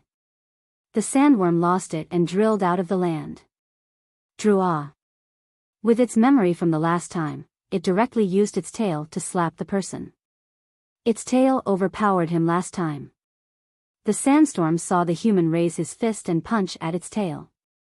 It was gleeful. He'd break most of his bones. This time, it wouldn't let him off. Boom. Bang. Drua. The sandstorm was thrown back by the human's punch. Was it just its imagination or was the punch stronger than last time? It didn't think much and rushed to the human to attack him again. Boom. Crunch. Drua. The sandstorm almost crunched him to pieces. But the cunning human rolled to the side and dodged. Then he lashed out at it with a great speed. His leg was covered by a golden coiling, must be the lightning that scorched its skin. It was but a small injury. The sandstorm wasn't afraid and used its own lash to counter. However, right when its tail was about to connect with his leg, the space around its tail stagnated for a moment. The momentum broke the binding, but the sandworm could clearly feel its attack weakened by at least 5%. Then came the lighting. Drua, even though the lightning was weak, it still hurt. Its skin was charred and blood began to gush out. However, the time came to end this farce. Boom. Crack. Drua. Why was the kick stronger? Was the human's leg, the tail equivalent, also significantly stronger than his arms? It had no answers as its tail was thrown off. The human wasn't sent flying this time, but he was pushed back a long distance. Drua. The sandworm was furious and attacked him again. Boom. The human coughed the strange red blood and ran away. When the sandworm decided to deliver its final blow, he escaped. Drua. If it knew human tongue, the sandworm would surely curse him. Fortunately or unfortunately, it didn't. Drua. The sandstorm didn't give up and chased him. It was not a goldfish. This human provoked it only a few hours ago and returned already. If he was let off, he was going to provoke it again. There would be no peace anymore. Can't let him off. But, Drua. The space around its body was continuously blocked. Even though breaking it took only a split second, the sandworm was annoyed. Each space block was adding up. Drua. The sandworm roared in confusion. Why was the human's speed faster than the last time? Was he not injured? It followed him for a longer distance than the last time, but in the end, it still returned to its place. It had to guard from other magic beasts occupying its nest. Drua. The sandworm entered underground and inhaled the fresh, fragrant aura from the soil. Only a few months and it would break into level 4. Slow and steady progress. It dived into meditation and a few more hours passed. Then, the annoying voice came again. Boss, please give XP. Drua. If there was a translation to the emotion it was feeling, then it would approximately be, can't you let me just meditate peacefully? Do you want to die so much? This time it didn't go out even when the human reached the center of the arid plain. Let him play all he wants. He was weaker than it, anyway. Drua. Good lord, he was digging the ground. Was he mad or what? The sandstorm was infuriated and lashed out at him. Another battle ensued. Drua. This time, it was sure. The human was somehow growing stronger with each strike. Especially with each tail strike, his aura was rising. Its superiority was being slowly eroded as the human continued to catch up. Boom. Creak. Drua. The sandworm roared in frustration as the human escaped once again. It slowly slipped underground. But it didn't meditate. Instead, it waited for the human to return once again. And return he did. Boss, XP please. Again and again. Boss, XP please. That annoying voice didn't seem to end. Boss, XP please. As the nightmares didn't seem to end, something in the sandworm's primitive brain snapped. It decided to ambush him. He came. Boss, XP please. Drua. The roar was full of joy as its tail approached the human's head. One shot and he'd be dead. Drua. The sandworm yelled in confusion as it was sent flying. The lightning tore apart its skin and the sheer force behind the punch shook every muscle in its body to the core. Drua. The sandworm felt something ingrained in every creature. Something it didn't feel for a long time. Fear. The human didn't stop. The attacks continued. Just by physical strength alone, he was still inferior, albeit quickly catching up. But when combined with the space blocks and lightning attacks, the sandworm was overpowered. Drua. The roars continued. This time, the human left. It didn't chase. Rather, it couldn't. Since it didn't kill after defeating it. Drua. The sandworm thought he finally left and found peace. But, boss, XP please. Drua. To a fellow sandworm, it would have sounded like, son of a bitch, what XP? I'm dying here. Drua. This time, the human didn't use his lightning or space powers. He was overpowered by it. Drua. The sandworm was happy. It was finally payback time. It beat him without holding back. However, with each strike, he continued to grow stronger. In the end, he was still able to escape despite his injuries. This continued for a while until... Drua. As he punched its head, the sandworm was injured. Compared to the first time, he was much stronger. The fight continued and in the end, he defeated it with just his space and body powers. Drua. The human left again. However, the sandworm didn't go underground this time. Drua. The sandworm looked at its habitat and felt the throbbing pain in its body. Drua, it wailed. I don't want to be strong anymore, I just want to be left alone. That day, Outer Zone Boss, the veritable Irontail sandworm, the most protective of its arid plain, left its habitat. A/N, 100th chapter. Yay! Please give a review. Roar. The fire wolf injured her and Amanda clutched her stomach in pain. Mom! Varian yelled. He must save her. At all costs. He gathered all the energy in his body and, he couldn't move. Varian saw the fire wolf biting down Amanda's shoulder. Move. He commanded his body. His heart raced, and he used every ounce of his will to command his body to rush in front of her and save her. But his body was like a corpse. No matter how much he willed, forced and commanded, it laid on the ground and didn't budge. At that moment, he hated himself. Finally, the fire wolf opened its mouth and oh. Varian woke up. Ha! Ha! He clutched his heart as it thrashed against his ribcage. The red cave walls were telling him it was just a dream, but... Why? Varian whispered and slowly stood.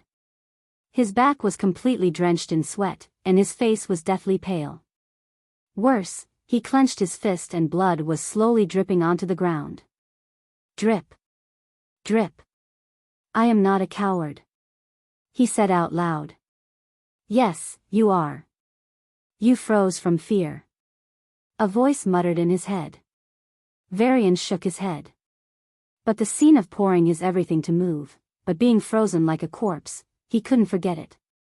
The helplessness he felt. The whimpers of his mom as blood gushed out of her wounds. He would never forget. You are a coward. The voice said again. It was his voice. Varian's eyes turned bloodshot, and he gritted his teeth. I have this system, I can grow stronger. I will prove myself. I can save. I will not be helpless like that. Never again. You cannot. When you have to save the most important person, you'll still freeze.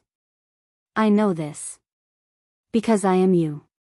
I am your belief. The voice trailed off. Varian felt like he was knocked out of breath. Ha! Ha! Ha!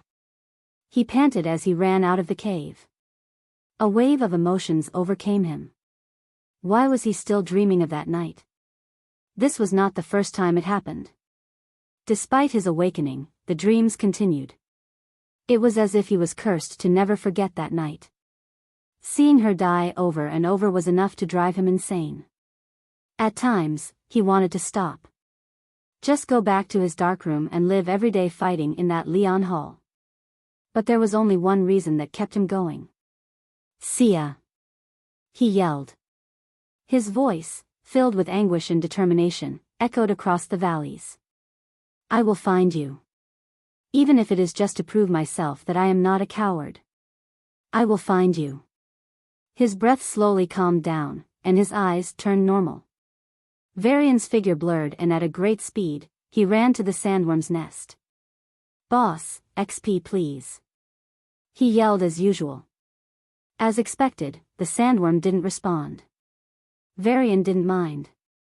He reached the center of the arid plain. The sandworm still didn't come. No worries. He raised his fist and punched down at the ground. Boom! Boom! The ground cracked, and tremors ran through the arid plain. Boom! Boom! Soon, a small crater was punched into existence. Huh!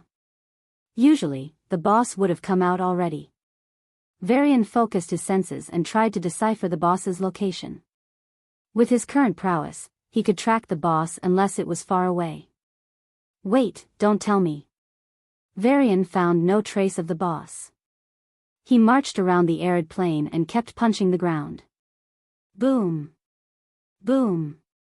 The arid plain was soon full of potholes. The boss, however, was absent. Varian's shoulders slumped. It was such a nice boss. Just get beaten and get XP. He smiled ruefully. Then he cheered up. Well, either way. I am stronger than the boss. The progress was also decreasing lately. Even if I go fight it now, it would not be worth the time. He decided. Still, thinking back to the progress over the past few days, Varian couldn't help but smile. His mood also lightened up. He was going to visit it 4 or 5 more times before heading to the inner zone. But the boss didn't know. Perhaps it thought Varian would kill it. Truth be told, Varian decided not to kill the boss after its generous contribution. I hope you found a better place. Wherever you are, thanks for the XP, boss. Varian looked at the arid plain with sincere gratitude. Drua, the Irontail sandworm, was sleeping underground on the outskirts of the dungeon. Life was never so peaceful. Even though its progress was somewhat slow, it could meditate in peace. Drua, I am almost ready. He squinted his eyes. Status.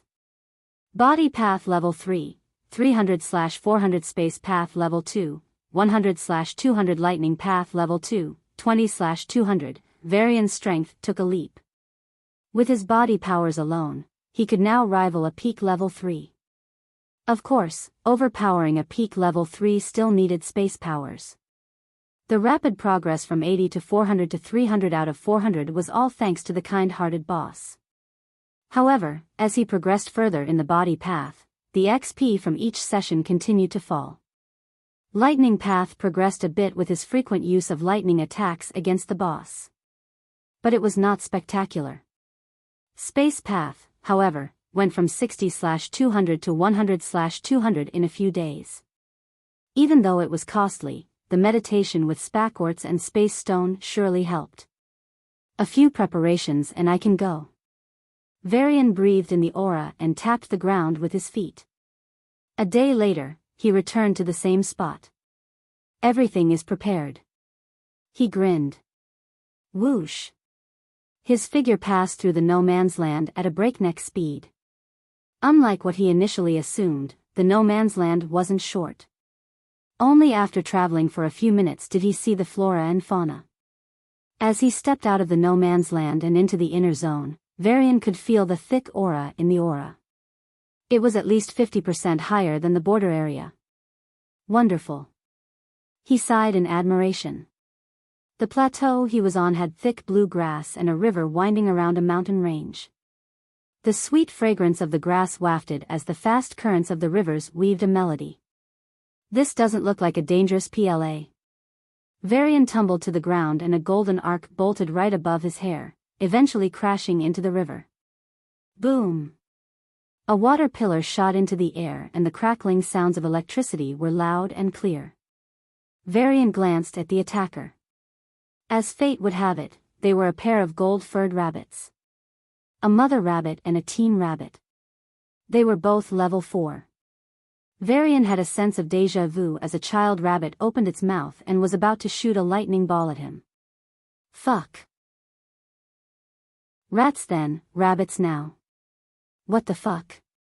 He lamented and glanced back at the creature. The small rabbit looked no different from a normal rabbit except for its golden hair, golden eyes and... Level 4. Varian cursed. Even though it seemed to be only an early level 4, Varian wasn't sure of winning. His overall strength was higher than a peak level 3, but lower than an early level 4. Even though this is the same as the rat chase, I'm better than last time. He sped up. He didn't want to be fried by the lightning arcs. The lightning rabbit, of course, couldn't outrun him physically. However, lightning coiled around its feet and a lightning board was present under it. The rabbit was literally chasing him on a sliding board. Except this one was formed and powered by lightning. Varian's speed didn't give him any advantage. Adding to his woes was the barrage of lightning arcs threatening to roast him alive. Zap! Zap! Zap! Varian hopped and dodged the lightning arcs. These lightning's arcs scorched the grass, bombarded the soil and formed a big pothole at least 5 meters deep. He used lightning mana to cover himself and put on a secondary defense against the lightning. The lightning emanating from his body seemed to irritate the rabbit. Kiki, the rabbit, squealed and prepared to lunge at him. Right then, he channeled his space power and blocked the space at its front legs. Creak. Lightning was wrapped around its legs, and the moment he tried to block the space, it was broken instantly. Varian didn't mind and splurged all his space power. Creak. Creak. Creak. Each space binding broke in the split of a second. However, it all added up to one effect, and when it was about to jump, Rabbit's front legs were mismatched with its hind legs. Key. It flipped around and crashed to the ground. At the final moment, lightning covered its whole body and protected its fragile flesh from damage. Shwa! Right then, a few spikes shot at the rabbit at full force. They were the spikes of Varian's broken gauntlets. They reached the rabbit in the blink of an eye, but, zap! The lightning barrier around the rabbit stopped the spikes and slapped them away. The spikes turned red, and soon, they melted away. Thankfully, it brought a few extra seconds. Varian was fast and was already out of its lightning sense. The little rabbit squealed and a couple lightning arcs flew around it, decimating the surroundings. In a desolate valley, Varian panted and sat on the rocky surface. Fuck. I can't even break its defense in a frontal fight. He slammed the ground. His estimates were right. He was stronger than a peak level 3 but won't be able to fight level 4. But my lightning powers give me some resistance against their attacks. He rubbed his chin. One of the lightning arc grazed his arm. He checked his arm and there was only a light injury. Having lightning mana means I can reduce the damage by lightning. But what if I run out of it? He wondered. Zap! A lightning ball floated around him. Its power was around level 1. Varian touched it without the protection of lightning mana. Ugh! He pulled back his hand and saw a red bruise on his palm. There was no sign of bleeding or skin tear. I am really getting more resistant to lightning. He noted. I can forget about mid and high level 4s for now. Low level 4s. I can't win them head on, but why should I fight them head on? His lips curled up. I prepared these just in case. He opened his space ring and saw the heap of level 3 beast cores. That's one day of restless hunting. He was about to close the view when he caught a few long brown tentacles in the space ring. After inspecting them, he confirmed they were the branches of the tree-like creature he fought in the special location. They must be some sort of prize. So they directly got into my space ring. He didn't understand how it was done, but it must be a mechanism of the dungeon. Now then, time to hunt. Varian stood on the cliff and looked down at the vast plateau. Through the binoculars, he scouted the surroundings. Thanks to his greater human sight on top of the advanced binocular technology, he covered a large range. He discovered there were only lightning beasts around. Thunder rabbits, thunder lions, even thunder boars. Am I in a thunder zoo or what? He wondered. But this is good as well. The higher my lightning level, the easier it would be to fight against lightning magic beasts. He nodded. The easiest way to increase my lightning level is to fight lightning beasts. A huge grin spread across his face. Isn't this convenient? The recent days were not so good for the teen rabbit. It had advanced to level 4, and could now hunt on its own. In the inner zone, it wasn't the strongest, but for the local area, it was strong enough. However, it couldn't get any prey for the past few days. The teen rabbit spread its lightning sense. Everything within a few hundred meters was perceived. It found an azure deer by the river. These creatures didn't hunt much and lived off chewing the blue grass. Of course, they were formidable runners. That was the reason they could stay in inner zone. But to the teen thunder rabbit, they were prey. The lightning mana in its body surged. It formed a 5-meter-long lightning spear. This was unlike a normal lightning attack. The lightning mana was very concentrated and packed the power of a small missile. Then, using its lightning sense, it locked the target and launched the spear. Shwa! The lightning spear blasted into the air at a breakneck speed and reached the location. The azure deer was already running. The teen thunder rabbit didn't give up and pursued it with the lightning spear. However, the range it could accurately control the lightning spear was only so long and it just reached the limit. Boom! Clap! The lightning spear exploded in the air, and a loud thunderclap reverberated across the valley. The teen thunder rabbit continued its search but failed to hunt down any prey. Right then, It sensed a few lightning beast cores 100 meters away. They were only level 3. It wasn't suspicious since many adult magic beasts had children that were level 3. Still, the teen thunder rabbit spread its lightning sense and habitually looked around. There was no one. A lightning board formed under its body and drove it to the beast cores. It was about to dig in when the hair on its neck erected. Boom! Varian shot at the thunder rabbit and reached it in the split of a second. The thunder rabbit's lightning sense kicked in at the last moment and a lightning cocoon was about to be formed around its body. But it wasn't completely formed yet. Zap! Varian's bare hands were covered in lightning mana and he punched out with all his strength.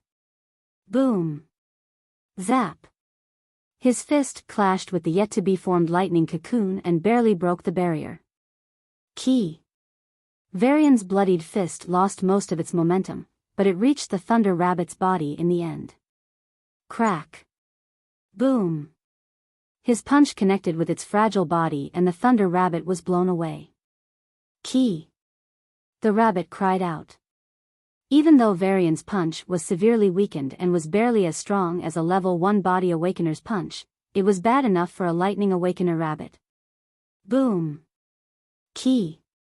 The thunder rabbit's legs were crushed, and it shrieked in pain. However, its battle instincts kicked in and the lightning mana rumbled. Zap! Zap!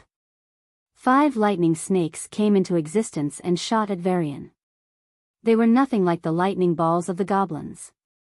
These were dangerous attacks. The air around the lightning snakes vibrated. The temperature spiked in the split of a second and the blue grass was burnt away.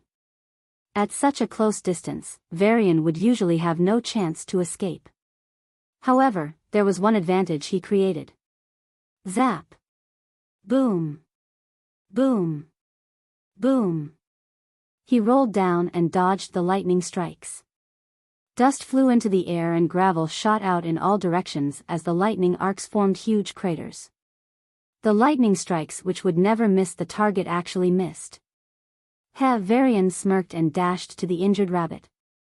The thunder rabbit's brain was occupied by the pain, but its lightning sense didn't miss the offender's charge. Its eyes turned bloodshot and long whips of lightning formed in the air. The water in the nearby pond evaporated and the lightning whips shot at Varian. Zap! Zap! Varian dodged the trembling lightning whips and reached the thunder rabbit. The thunder rabbit wasn't able to completely concentrate on the battle with its injury. That was the reason he was able to dodge the strikes. A lightning board formed under the thunder rabbit and was about to pull it away. But Varian didn't give it the chance. He covered himself with lightning mana and approached the thunder rabbit in the blink of an eye. Zap! Zap! Zap! Lightning coiled around the rabbit and created a natural barrier. Boom! His body shot at the barrier, and he punched through it. This time, it wasn't easy. Varian felt the lightning break through his lightning mana and pierce his skin. Even though his lightning mana helped shield a significant amount of the attack, he was seriously injured in the blink of an eye. Varian ignored the pain from his torn muscles, nearly burnt bones and punched the creature's neck. Crack! With a squeal, the rabbit's neck was broken and its head was blasted away. Fuck! Varian collapsed right after the strike. His body spasmed as he felt the lightning burn his skin, dry his blood and tear his muscles. Arg! The blue grass under him was dyed red, and he laid on the ground for a long time. Thankfully, this was a remote place he selected. He was temporarily safe. Finally, a refreshing sensation overtook him as the chi in his body increased. His muscles were rebuilt. His skin was formed again and his blood was slowly created. At the same time, the lightning residue in his body started to hurt a bit less. Plus 10 XP plus 0 XP plus 20 XP, the system prompted timely. Body path level 3, 310 out of 400 space path level 2, 100/200 lightning path level 2, 40/200, Varian smiled lightly. In the past few days, he devised a strategy. Hunt down early level 4 magic beasts. But his strength would not let him win head-on. So the solution? Injure them enough to bring down their strength. Since magic beasts consumed beast cores, he hunted many level 3 thunder beasts in the outer zone and stockpiled the debates. Still, this is harder than I expected. He winced at the pain.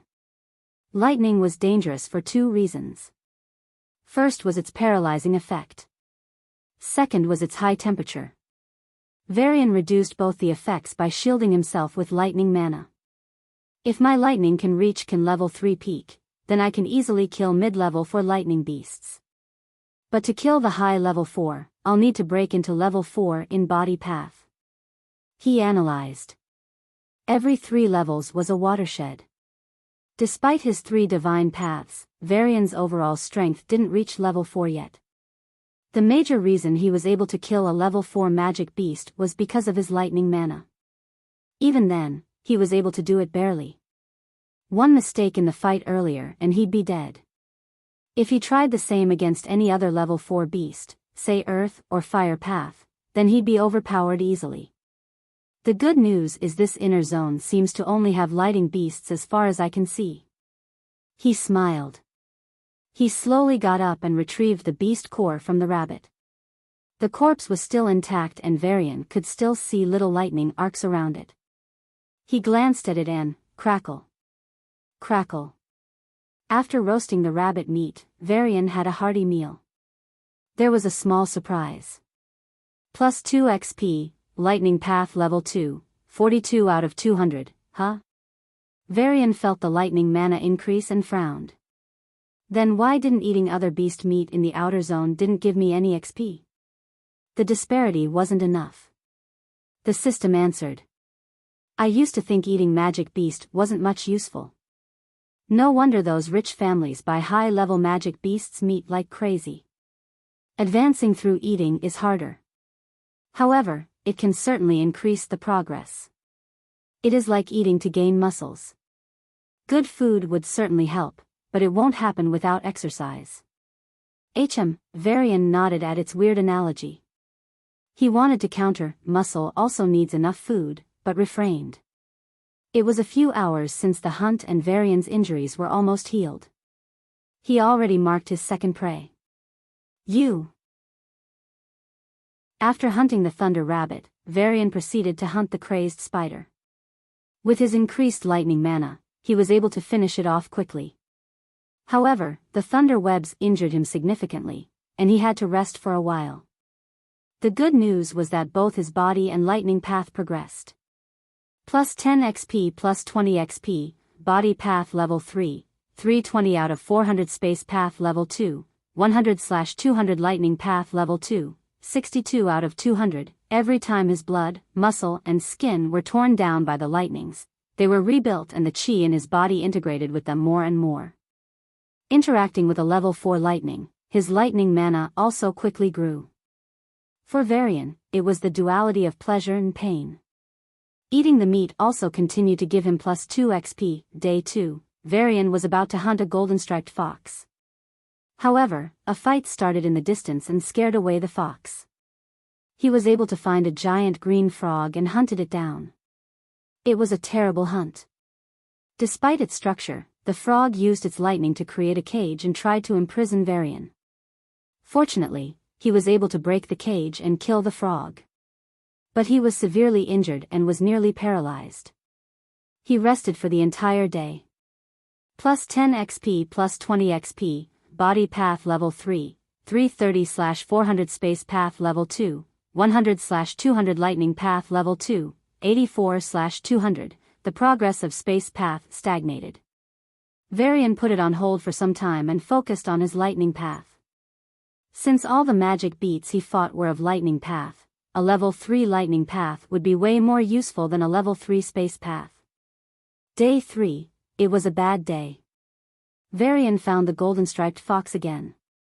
It seemed stronger than last time. He tried to follow it but it joined its group. He could only leave it be. Later that day, he almost failed to injure his hunt, azure deer. It nearly escaped his ambush. He barely managed to kill it. Plus 10 XP plus 20 XP, body path level 3, 340 out of 400 space path level 2, 100/200 lightning path level 2, 106/200, day 4, his progress was finally showing results. The injuries he had were substantially less severe. He was able to hunt down 3 thunder pigs in a single day. Plus 10 XP plus 20 XP, body path level 3, 350/400 space path level 2, 100/200 lightning path level 2, 128/200, Varian saw level 4 body path waving at him in the distance. He was very excited that day and ignored one thing. He would only realize it the next day.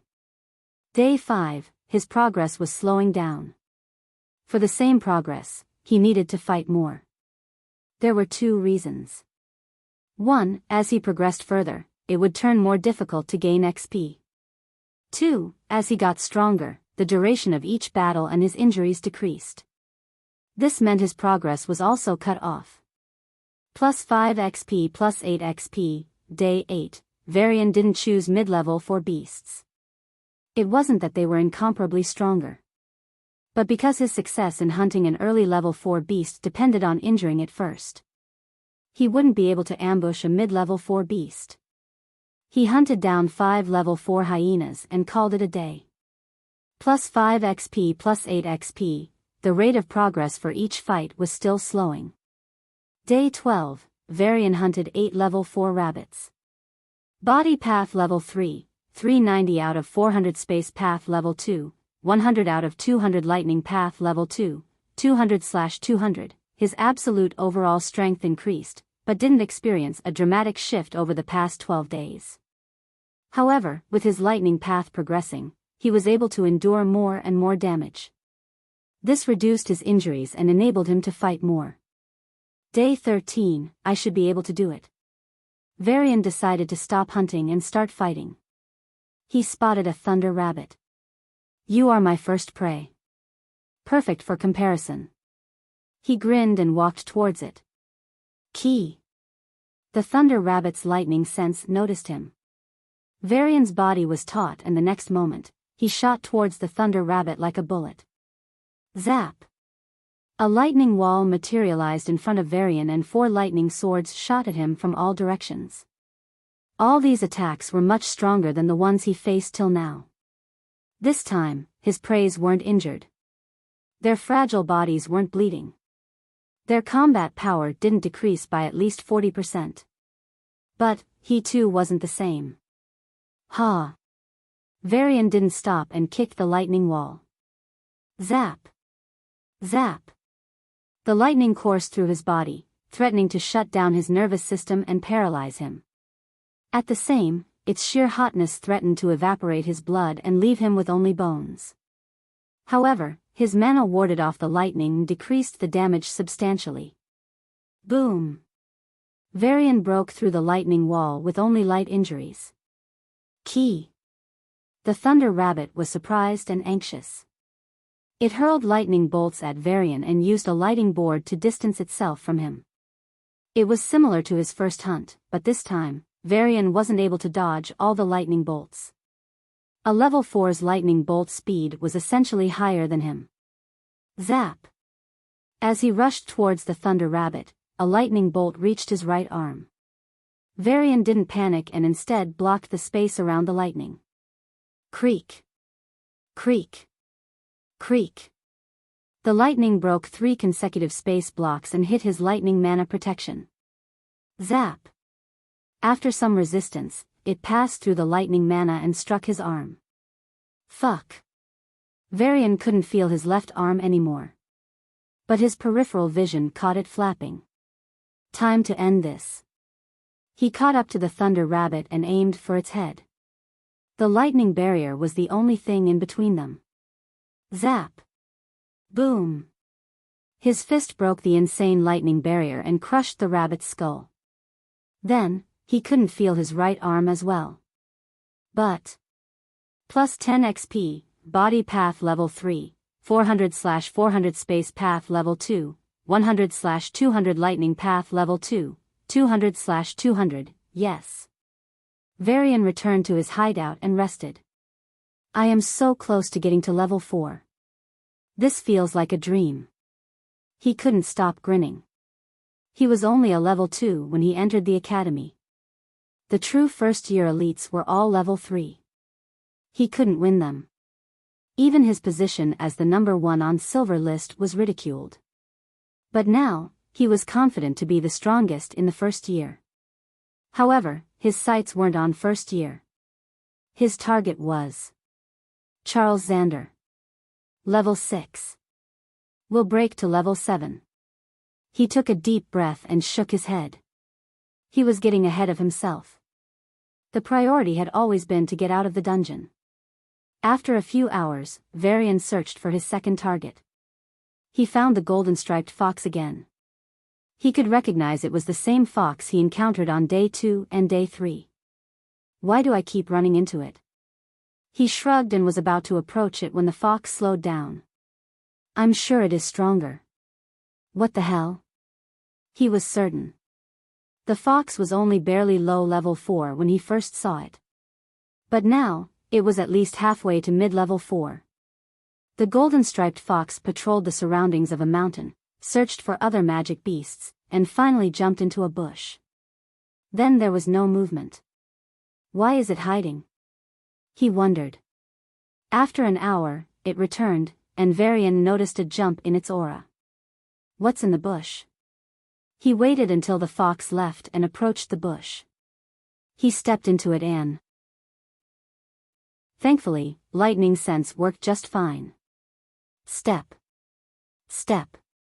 The golden vision of lightning sense showed him to be in a tunnel of sort. It wasn't exactly sight per se, but something similar to the thermal imaging. Varian also focused his hearing and slowly walked forward. Is this the fox's lair? He wondered. This is not a special location. He noted and increased his speed. If the fox is getting stronger from here, there should be a natural treasure of sorts. His breath quickened. Even though he continued to grow stronger, Varian's goal was always to find a way out of the dungeon. He thought he would be fine alone, like he had been in the past year. But it was almost 3 weeks since he landed in the dungeon. It put a tremendous pressure on his psyche. The worst part was not the life and death threatening situations, but the possibility that there was no way out. Varian knew there was a limit to what he could do. He could perhaps advance a few more levels and become the strongest in the dungeon. But would that allow him to find a way out of the inner space back to the outer space? Even level 9 space awakeners couldn't do that. I will never know unless I give my best. I'd rather believe I can do something about the situation than waiting to die. That was the only thought that kept him going. Rationally, no dungeon should not possess any technology to escape the inner space. Why was he sure? Because all dungeons were already explored. Whilst how dungeons themselves vanish and travel to inner space was unknown, the technology of dungeons was lower than the Federation's. But Varian paused as the tunnel widened and split into 2. There was an equal amount of the fox's aura coming from 2 tunnels. The fox was too cautious and deliberately played the trick to confuse potential intruders. It would work on other lightning beasts, but Varian simply focused his smell and found the passage emitting the strongest smell. He entered the passage and continued walking. The passage was slowly narrowing, and Varian had to bend to walk through. He was surprised by the amount of distance he already traveled. Even though he wasn't running, he was already dozens of miles in. Even though dungeons don't have this technology, there is a chance I can find something. Maybe something in special location, or maybe I can dig the tunnels all the way to its core and find what allows it to enter inner space. There must be something to get me out. His thoughts trailed off. The temperature was slowly rising, but the interesting thing was the rise of lightning mana density. Compared to the outside, it was almost 50% higher. Treasure. Varian cheered and saw the tunnel split into 2 again. He found the right tunnel and crawled his way through. Varian was sure he already traveled 100 miles. 90%. 91%. 94%. Varian saw a golden light flashing at the end of the tunnel. He hurried and crept out into the large cave chamber. Whoa!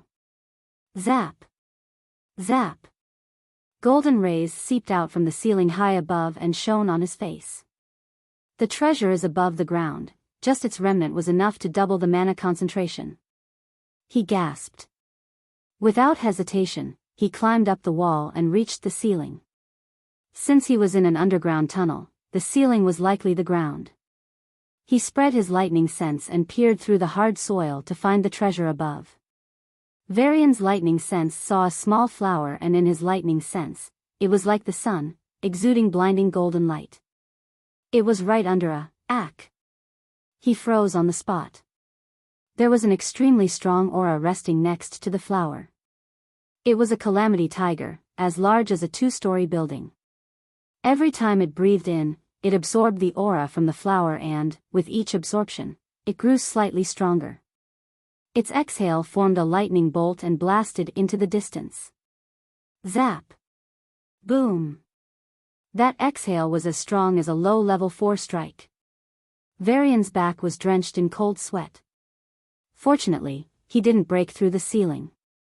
Calamity tigers were known for their fierce tempers and protectionist nature. He found quite a few of them during his hunt, but never touched one. The main reason was that if a parent calamity tiger caught the whiff of its child or its aura on him, he'd be chased till ends of the dungeon. Other creatures, for instance, say thunder rabbits, wouldn't pursue him if they found aura of other thunder rabbits on his body. This crazed beast, but how strong is it, really? He wondered and carefully probed its aura. Thankfully, the beast was sleeping and didn't react. Peak mid-level 4. Varian smiled wryly. He climbed down the wall and went back along the same route. As he once again felt how far the passage was, he realized something. That calamity tiger is likely at the boundary. Then it would explain why it was so strong. Varian remembered the directions of the passages and their exact distance. In a few minutes, he climbed out of the tunnel and walked out of the bush. That fox was bathing in the high mana and growing stronger. But plain meditation will take too long. Varian had the best talent of all humans. He could just meditate and progress without dangers. But sitting in the same place all day was a torture for him. So he didn't want to follow the fox's path and meditate right under the tiger. There is always a danger of being found out. There's also a chance the ceiling would collapse and the whole cave would be buried. That aside, the main reason was, I want that flower. Varian checked the directions and distance on the ground, and soon, he proceeded in the same direction above the ground. Soon, he found himself going deeper and deeper into the inner zone. He traveled through remote locations and hid himself most of the time. Finally, he only had to travel a few miles, and he'd stand above the cave. But he didn't need to check. Even from the distance, he could see the calamity tiger resting. Varian looked to the side and saw the boundary. Crossing it was core zone. And he glanced back at the calamity tiger. It was a boss. The gigantic figure was covered in a lightning barrier. The likes of which, Varian was confident, he couldn't break. If I can get that flower, I'll be one step closer to entering core zone. If there's a place that should have secrets to getting out of the inner space, it's core zone. Varian gritted his teeth. He liked growing stronger, but the prospect of living here for 100 years was honestly scary. He wanted answers, or at least, to get closer to finding them. He didn't know how long he could hold himself sane. I can't win the boss in frontal combat, but I don't have to. Slowly, a smile crept on his face. All it needed was a little thinking. The plan begun. At the same time, every citizen within 50 miles of the castle was evacuated. The ones living around the area were influential figures that contributed greatly to the demon abyss. Some were the veterans, who were spending their current time training new soldiers in the demon abyss institutes. Others were important civil officers who coordinate the demon abyss and allow it to run seamlessly. After all, Demon Abyss's land area was as big as Earth. But despite the sudden evacuation, there were no complaints, no protests, only a uniform execution. All because of 2 words. Emperor's decree. The Abyssals, men and women, young and old, all revered His Majesty. He was their savior. The beacon of hope. He never disappointed them. Ever. Now with their king acting on the behalf of their majesty, they must cooperate as much as they could. In the Demon Abyss King's castle, the atmosphere was heavy. Except for the 4 archdukes, no one was allowed in. Not even the princes. The guards were all maintaining a sizable distance from the castle. In the central room, Demon King floated inside a capsule filled with red liquid. He stood 8 feet tall. Each of his muscles was honed to perfection. A single punch could smash a meteor to pieces. His shiny gray skin was tough enough to endure even level 7 attacks head-on. But the Demon King, the sovereign in body path, was shivering slightly. Even though he tried to hide it, the old Archduke didn't miss. "We'll supervise it carefully, Your Majesty," the old Archduke softly said. Demon King nodded imperceptibly. He wasn't really afraid of dying, he was afraid of failing. He didn't want to fail. Not after that sin. The old Archduke waved his hand and tens of thousands of aura crystals appeared under the capsule. The capsule shook and a red light covered the aura crystals. The red liquid in the capsule shone for a moment and, "Arg!" Demon King yelled. The bravest Abyss King, the one never afraid of pain, cried out in pain. And his shrieks only increased. "Arg! Arg!" The red liquid seeped in and quickly reached every part of his body. Then it dived in and assaulted every cell. "Arg!" Demon King cried out, and the capsule shook. "Please control yourself. We can't let it be damaged." The old Archduke spoke anxiously. Demon King gritted his teeth and stopped shaking. His skin, which could even withstand missiles, broke little by little and his potent green blood flowed out. It was a rare sight to see a sovereign bleed.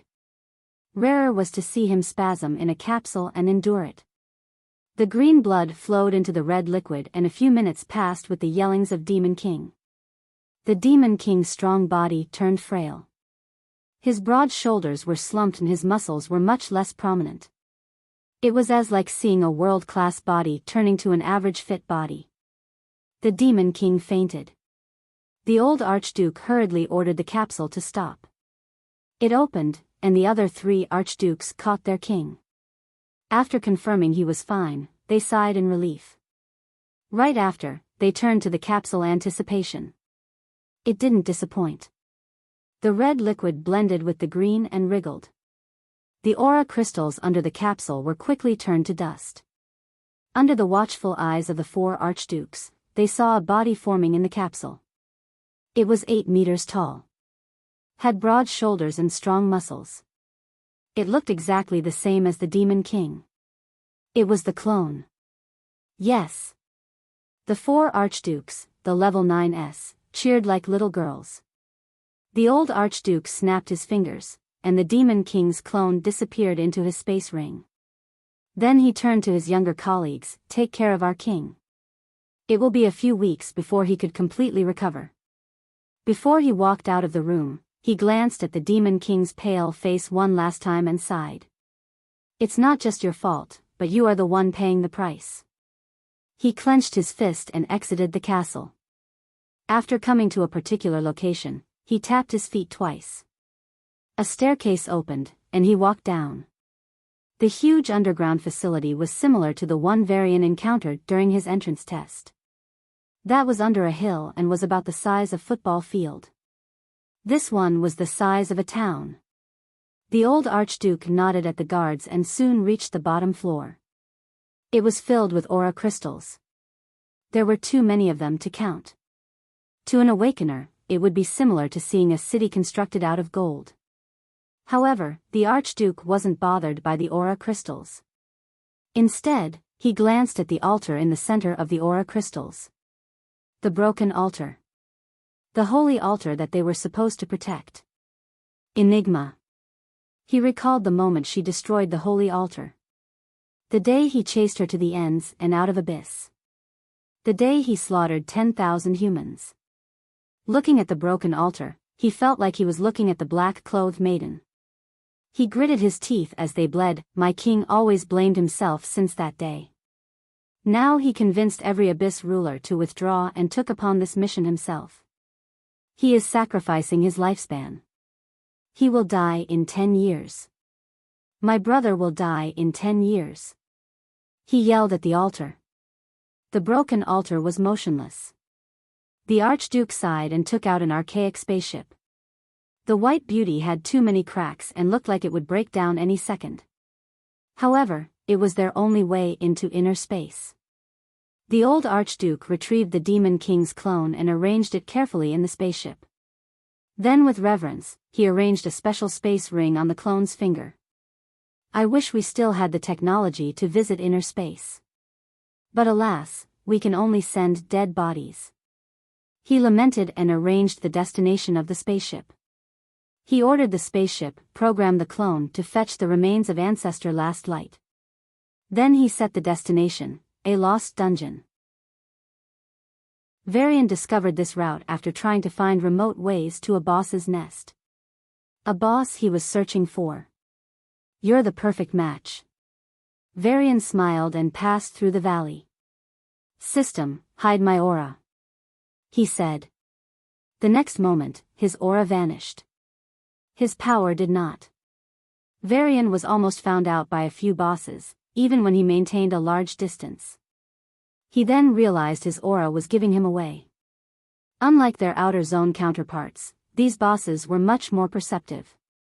If I couldn't hide my aura, this would definitely fail. He grinned and reached the end of the valley. It was eerily quiet. Varian held his breath and gazed at the sleeping giant. Berserk honey badger. Some animals of old Earth stepped into divine paths, then dungeons took them in. The process was unknown, but dungeons, which were of foreign origin, were now using Earth's animals against them. Varian observed the 5-meter-tall creature. Its looks were similar to a weasel, but its personality was the opposite.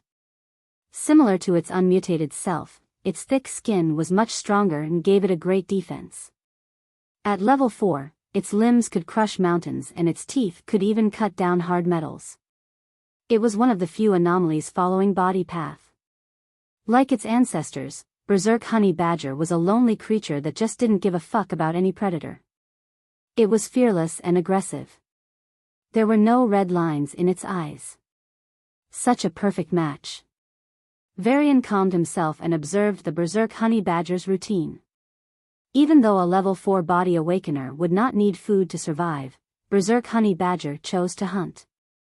If it was any other magic beast, it must be for the beast cores or flesh. But this one, it was hunting for pleasure. It's the opposite of the Calamity Tiger. He concluded. Even though regular Calamity Tigers hunt for beast cores, the boss Calamity Tiger never left its location. It was aware that leaving its treasure unguarded was a bad decision. Just one more step. Varian left the area and went back to the outskirts of Inner Zone. When he was hunting a few days ago, he came across a few Calamity Tigers. He didn't provoke them to avoid problems, but now, he would seek them. There. Varian found a couple of low-level 4 Calamity Tigers across the plateau. Zap. Boom. Done. Varian made a quick work of the magic beasts and retrieved their beast cores. Then he picked a remote location near the boss Calamity Tiger and digged a tunnel. After some serious effort, he connected it to the original underground tunnel he found. He created multiple complex routes. Even though it took more time, they might be needed. Thankfully, his body path powers enabled him to finish the job in a day. Through these tunnels, he could reach the boss's habitat in a few minutes. Start. He calculated the time and after picking the period when Berserk Honey Badger would go for hunt, he reached its nest. Then he left a few Calamity Tiger beast cores in its location. From there, he dropped a few beast cores along the narrow valley. Since it was not deserted, no beasts would pick up the cores and disturb the plan. Finally, he was a few miles from the Calamity Tiger location. If he was right, it could sense the aura around a few miles. He waited for some time until Berserk Honey Badger is going to return soon. He held a few beast cores, drew back his arm and hurled them at the Calamity Tiger. Boom! Boom! As they breached its location, the Calamity Tiger's lightning sense swiped across them. Sensing the familiar aura of its kin, its eyes turned bloodshot. It wanted to go out and hunt the perpetrator. Roar! But the rich lightning mana from the flower calmed it down and the Calamity Tiger shook its head. Even though it was brash and aggressive, it was not stupid. It extended its lightning sense and scanned its surroundings. If the perpetrator was near, then it would hunt him down. If not, then forget it. The Calamity Tiger's lightning sense quickly expanded and approached the location Varian stood at a few seconds ago. Strange. There was only aura of Calamity Tigers. It didn't know Varian's aura was hidden. The boss was about to give up when its lightning sense found something at the corner of its range. There were a dozen Calamity Tiger corpses. Roar! It roared in anger and right then, boom! A small body blasted into the air and crashed into its nest. Calamity Tiger looked down and recognized the corpse as one of its own. All the restraint, all the patience, broke. The Calamity Tiger trembled and raised its head to the sky. With monstrous rage filling its heart, it growled. Roar! It covered itself with lightning and rushed out of its habitat in an instant. Zap! Zap! Zap! It glanced back at its habitat and a dense lighting barrier covered the flower from the outside. Then the Calamity Tiger followed the traces of the aura on beast cores and headed towards the valley. Varian glanced at the lightning barrier and sprinted back. He would not be able to break the barrier in time. But on the other hand, if the boss just went out without providing any protection to the flower, that'd be too suspicious. I considered this scenario. He grinned and reached the tunnel opening he dug recently. He jumped in and ran towards the boss's habitat at full speed. As he neared his target, the ground shook. Boom! Zap! Roar! Craw! The rumbling of lightning, the crumbling of hills, the growls of the tiger and the grunts of the honey badger. One was an enraged protectionist, and the other was a provoked aggressive player. It was a perfect setup. Varian soon reached the end and climbed the walls. Zap! Zap! The lightning barrier covered the flower from the three directions, but thankfully, not from the soil. Varian punched through the ceiling and pulled down the flower. The beautiful golden flower had 12 petals. They glowed like the brightest sun rays and lit up his face. The tremendous mana from it was intoxicating, and Varian breathed in the mana. It was beautiful. Boom! The ground shook, and Varian had an ominous feeling. Without hesitation, he ran back. Roar! The weak but fierce roar was getting louder. The boss Calamity Tiger was back. Zap! Boom! The ceiling behind him collapsed, and dust rose into the air. According to his original plan, he would have plenty of time to escape. But of course, after the recent surprises, Varian developed a habit of planning for the worst. As he ran farther, he created a lightning shield to guard himself from the sharp and fast debris. Roar! Boom! Zap! The lightning strikes struck the tunnel and the whole underground facility shook violently. Fuck! Varian cursed and put the yellow flower in his space ring. Above, the Calamity Tiger was using its lightning sense and blasting the ground. It was severely injured from the battle with Berserk Honey Badger and was bleeding all over. The Honey Badger was a crazy beast. Fully knowing that it was suicidal, it still lunged at the tiger's lightning barrier. Despite its impressive defense, it was severely injured and died after attacking the tiger once. But... roar! The Calamity Tiger dragged its broken body as it chased the perpetrator. Its aura and breath were weakening every second. The single attack was enough to mortally injure it. After all, for a level 4 Lightning Awakener, a serious body injury was fatal. So the Calamity Tiger rushed back to its habitat for its only hope of survival. The Orium Flower. But the flower was nowhere to be found. This wasn't just a matter of stealing, this was a matter of life and death. Roar! It growled and spread its lightning sense. After the intense bout and severe injury, its lightning sense was drastically weakened. Add that to the fact that the tunnel was much deeper underground, it wasn't able to pinpoint the perpetrator's location. Roar! The Calamity Tiger created a huge lightning hammer and blasted the ground. Boom! Soil exploded in all directions, and part of the tunnel under it was buried. Varian glanced back and continued to run. 3 passages appeared in front of him. 2 were the original passages and 1 was his recent work. He dashed into the passage he dug. Boom! Zap! The ground was ripped apart and the Calamity Tiger could finally perceive the 3 passages. Roar! The tiger's roar was full of fury, but it was growing weaker. The 3 passages diverged, and it would only be able to follow one. Boom! Unfortunately, it picked Varian's route. Varian sighed. Thankfully, he dug up enough tunnels. Even if his luck was bad, he should be able to escape. Second passage choice. Boom! No worries, it'll be all ready next time. He consoled himself. Third passage choice. Fuck, pick the other one already. Varian gritted his teeth. Boom! Fourth passage choice. Phew, finally. He sighed in relief. The Calamity Tiger lost him. Or rather, it couldn't chase anymore. It collapsed from its injuries. Its aura attracted many non-boss magic beasts and soon, the location turned into a bloody battlefield with the boss's beast core as the prize. Varian didn't know and didn't want to know.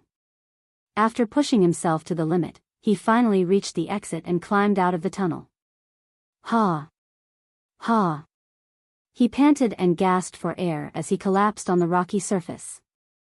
I'd be surprised if things go as I planned. He stretched his arms and felt sore all over. It was a short but very intense run. Despite his body's complaints, he climbed the hilltop and watched the surroundings with his binoculars. He was safe. For now. I can't fight mid-level 4 yet. But, with this, I might. He retrieved the strange flower. He breathed in the dense lightning mana and sighed. The lightning mana in his body surged and rumbled. There was a deep affinity from within towards the flower in his hand. It was screaming at him to immediately devour it. He didn't. There could be unknown effects. The reason he didn't hesitate to claim the prize in special location was that there were no more monsters to threaten him. But here, if he were to fall asleep, then his safety would be in jeopardy. Another danger was that the aura itself could attract other magic beasts. He put it back into his space ring and swiped his comm somehow, it was still functioning. He heard Maya's father was one of the members of Comm Project and worked extensively to ensure its resilience. Kyle's father-in-law, maybe I can request for a better comm? He wondered and opened the database. I thought database was taking too much space, but just wow. Even though he couldn't contact anyone, the comms database was larger than supercomputers of old Earth. Soon, he found it. Orium flower formed from the special nurturing of 2 lightning beast cores. It would turn useless 2 hours after picking up. Can be ingested by lightning awakeners.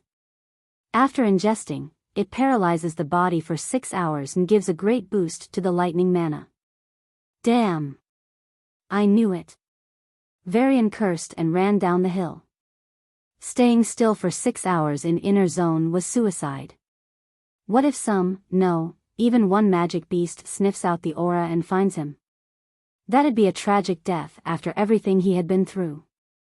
So Varian rushed out from his hiding and headed towards the outer zone.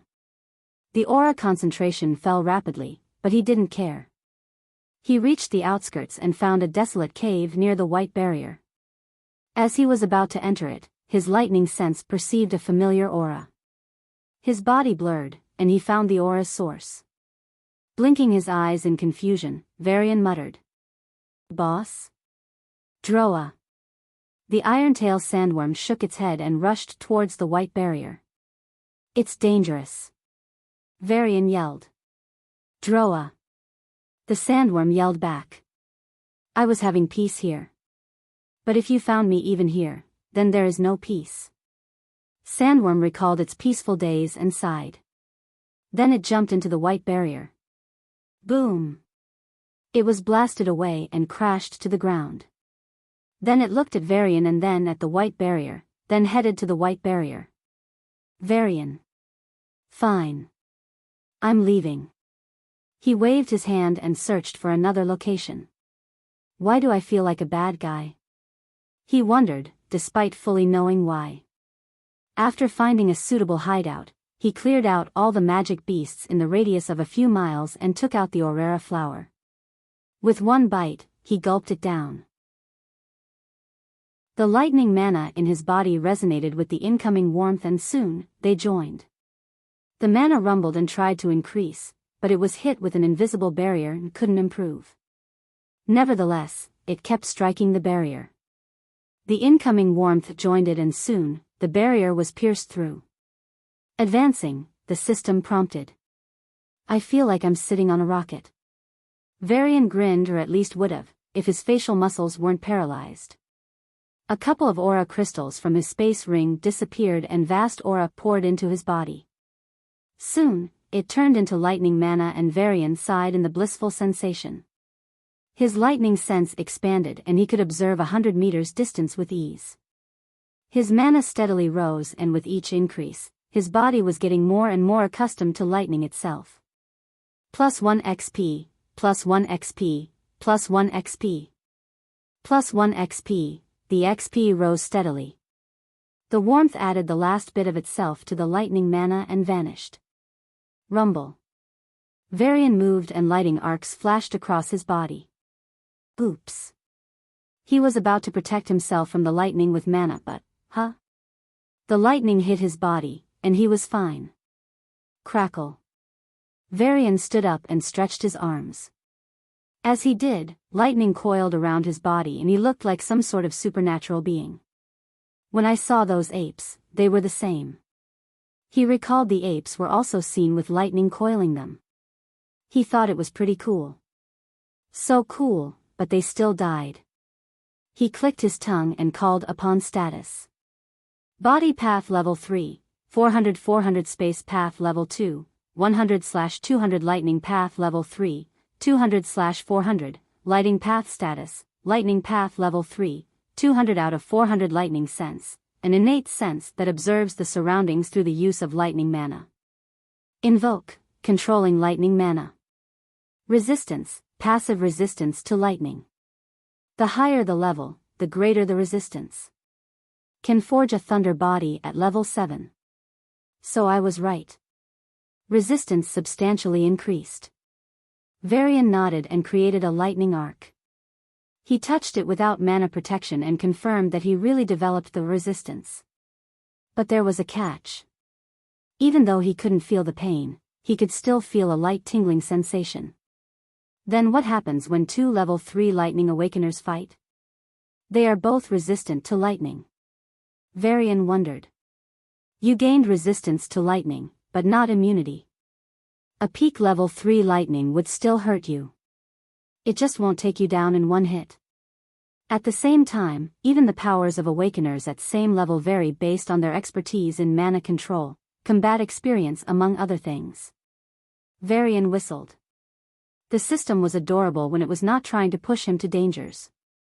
Then, he thought of something and curiously asked. Which path will I awaken next? As he awaited some explanation, it retorted, What do you think? Varian's face twitched. I know it already. Teleportation with Kyle led me to Awaken in Space Path. Getting bolted awakened me in Lightning Path. Host, you don't want to try getting roasted or frozen to awaken, right? The system's usual monotonous voice seemed to be filled with worry. Varian was speechless. Must you put it in a way that makes me seem like a masochist? He complained and ignored the system. He dashed out of the cave and jumped high into the air. He condensed the lightning mana into a huge lightning bolt in his hand. With tremendous strength, he shot it at the ground. The lightning bolt struck the ground, and with it as the center of impact, a huge shock wave spread to all directions, carrying the stones and soil. Boom! Boom! Varian landed as the dust cleared and he saw a crater at the strike location. With peak level 3 body and mid-level 3 lightning, my strength finally reached low level 4 awakener. He mused. It might be contradicting the fact that he already fought and killed a low level 4 in a frontal combat. However, that was a conditional fight. But against lighting beasts, I can contend even with mid-level 4s. He grinned. His lightning resistance gave him an advantage against any lightning beast. Towards others, he wouldn't have that leverage. So I can basically clear the inner zone boss. Even though I had to spend quite some time here, I can finally enter core zone. Varian took a deep breath. He tapped the ground, and in an instant, he rushed to the inner zone. Unlike earlier, he didn't need to hide from any magic beasts. Instead, they hid from him. Varian reached the boss zone and picked a random boss. A two-headed wolf. I hate wolves. He clenched his fists as he stared at the hideous creature. It was as big and as large as a big truck. Watching Varian intrude into its territory, it howled in rage. Oh whoa! Varian somehow felt the wolf in front resemble the wolf that killed her. That bloody wolf. No. They're not the same thing. He told himself, but his fury exploded. Arg! He yelled and shot at the wolf. Oh whoa! The two heads of the wolves howled and huge lightning arcs bolted at him. Their speed was higher than his own, and he wouldn't be able to dodge them all. Tisk! Varian closed the distance and lunged at the wolf. Mid-air, he dodged a few lightning bolts, but couldn't help the two bolts coming at him from left and right. This would have killed me if I didn't break through. He clenched his fist and covered his body with lightning mana. Zap! Zap! The lightning bolts bombarded him, and the wolf cheered. But out of the golden lightning, Varian emerged and his fist crashed on the wolf's head, severely damaging it. Crack! It hurried to create a lightning barrier and protect itself, but Varian's second punch was already on way. Crack! Its skull was completely smashed. The two-headed wolf collapsed to the ground. Ha! Varian winced at the injuries all around his body and grinned despite the pain.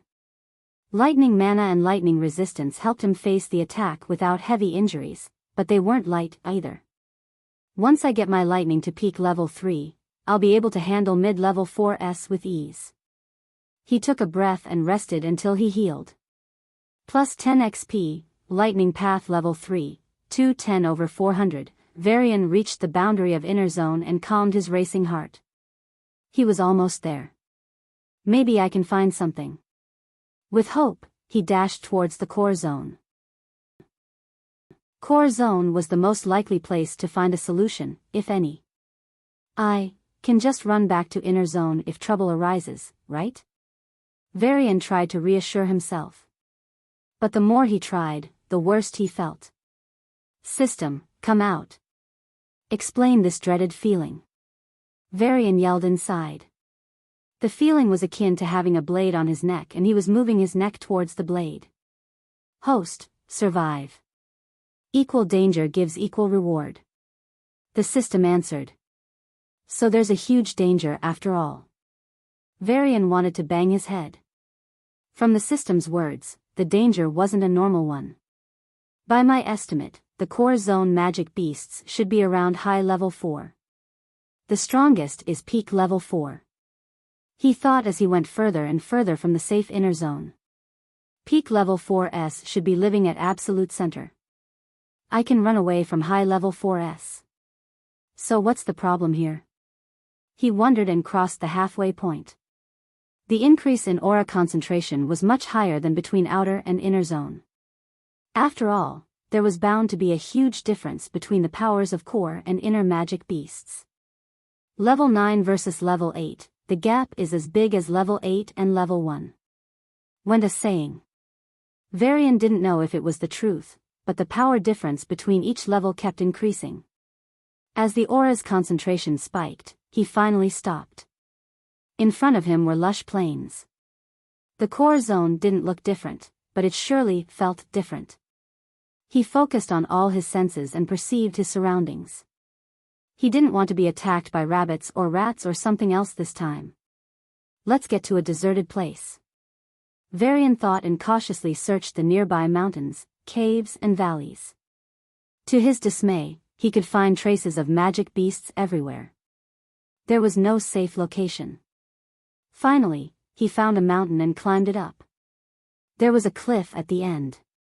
Looking down, Varian realized plain itself was an elevated plateau. As he glanced down, there was only mist. He couldn't see the cliff bottom. There is not a single deserted location. Varian clutched his forehead and tried to think of a solution. If he rested in the open, he'd be found. If he kept moving, he would run into an aggressive beast and that'd be the end of the story. Every single beast was a high level 4. More importantly, there was no place to quietly hunt. Even if he hunted one successfully, he'd be found out. I thought I could hunt like in inner zone. But now, going back to inner zone is a better option. As he was about to leave, his back chilled. Grah, the growls prompted him to turn back in an instant. Sweat rolled down his forehead as 10 purple panthers rushed towards him. They didn't run. Instead, lightning covered their bodies, and a lightning board appeared under their legs. This lightning board rushed at him at a speed beyond his current limit. Were they patrolling or something? Varian cursed and looked back.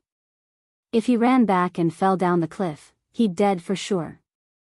Then what if he ran forward? 10 high level 4, damn it. He cursed. He was in a deadlock, but not for long. One was a death sentence, and the other had a slight hope of living. Varian gritted his teeth and dashed forward.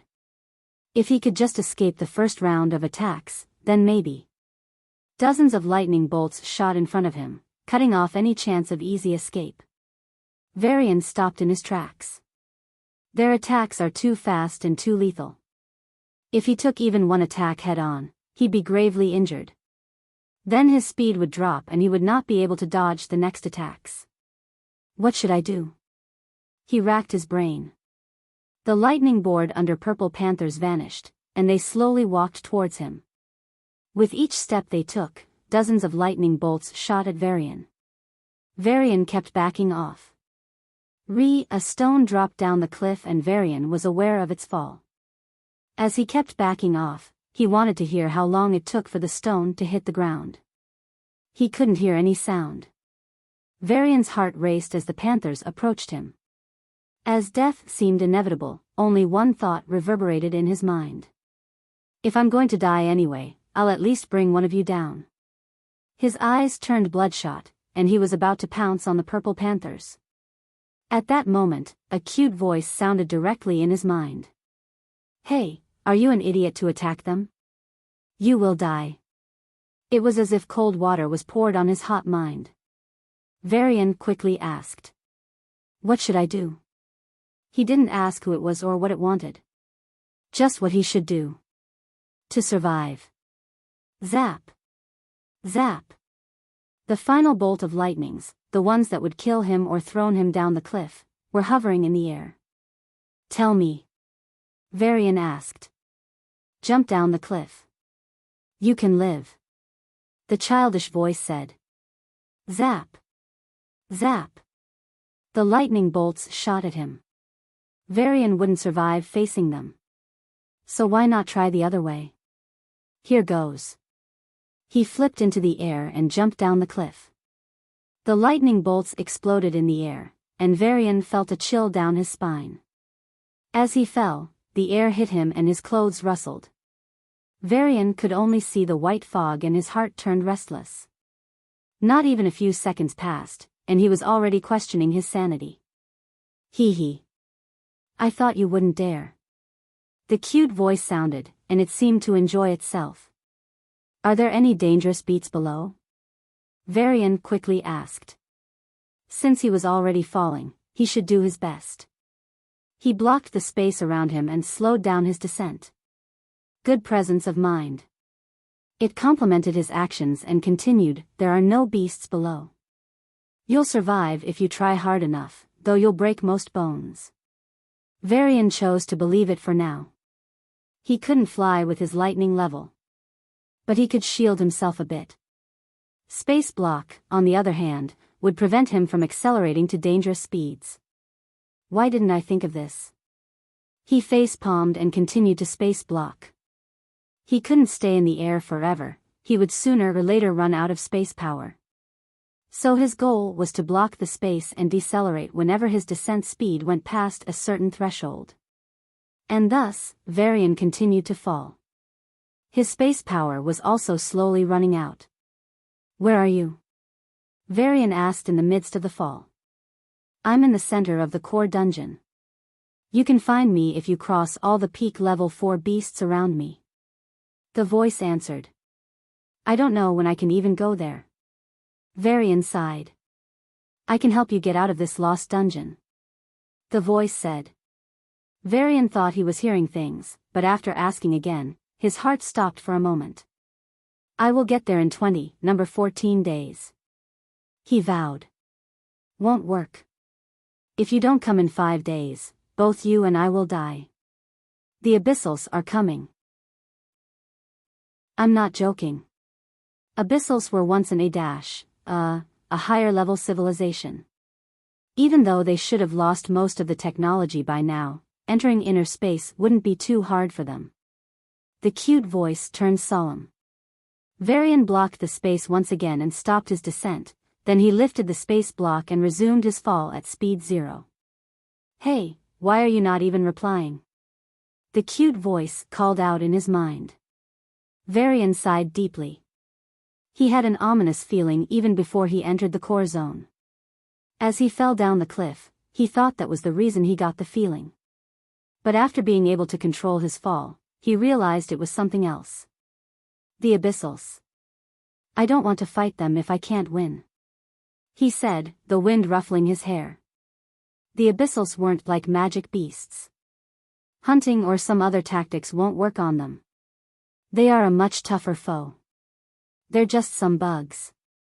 Strong Abyssals can't enter. You can easily win with my support. The voice said with certainty. Good. Varian nodded. He looked down and saw he was approaching the mist. Even if the cliff bottom was a few miles below, he'd be fine. His space power would last till there. Then why did this voice said I would survive if I try hard enough? As Varian hit the cloud of mist, he knew why. Zap! Zap! Below the mist, countless lightning arcs rumbled and danced wildly. Oh shit! He cursed and used space block. But, zap! Creak! The space block, being only level 2, easily broke. Varian used lightning mana to cover his body. Zap! Ouch! He managed to block off the lightning and prevented any injury. But as he fell, he wasn't happy at all. More and more lightning arcs started targeting him. Zap! Zap! Creak! They easily broke through his space block and lashed at him. He was able to block a single bolt, but with 2, 3, 4, and more, he was quickly injured. Zap! Only a few seconds passed, and Varian already had many light injuries. He protected his vitals and gritted his teeth. The lightning arcs increased the lower he went. Where is the bottom? He looked down and only saw endless golden lightnings. Fuck.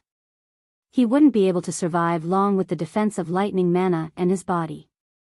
20 seconds at most. Varian realized he was in a pinch. If he depended solely on his mana and body to block the lightning attacks, he'd be dead in 20 seconds.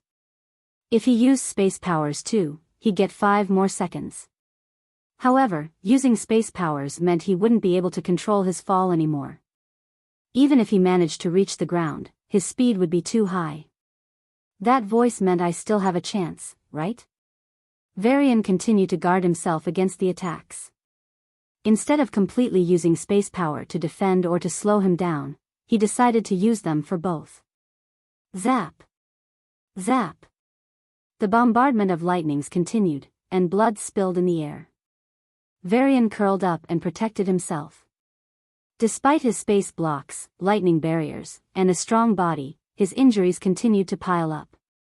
1 second. 2 seconds.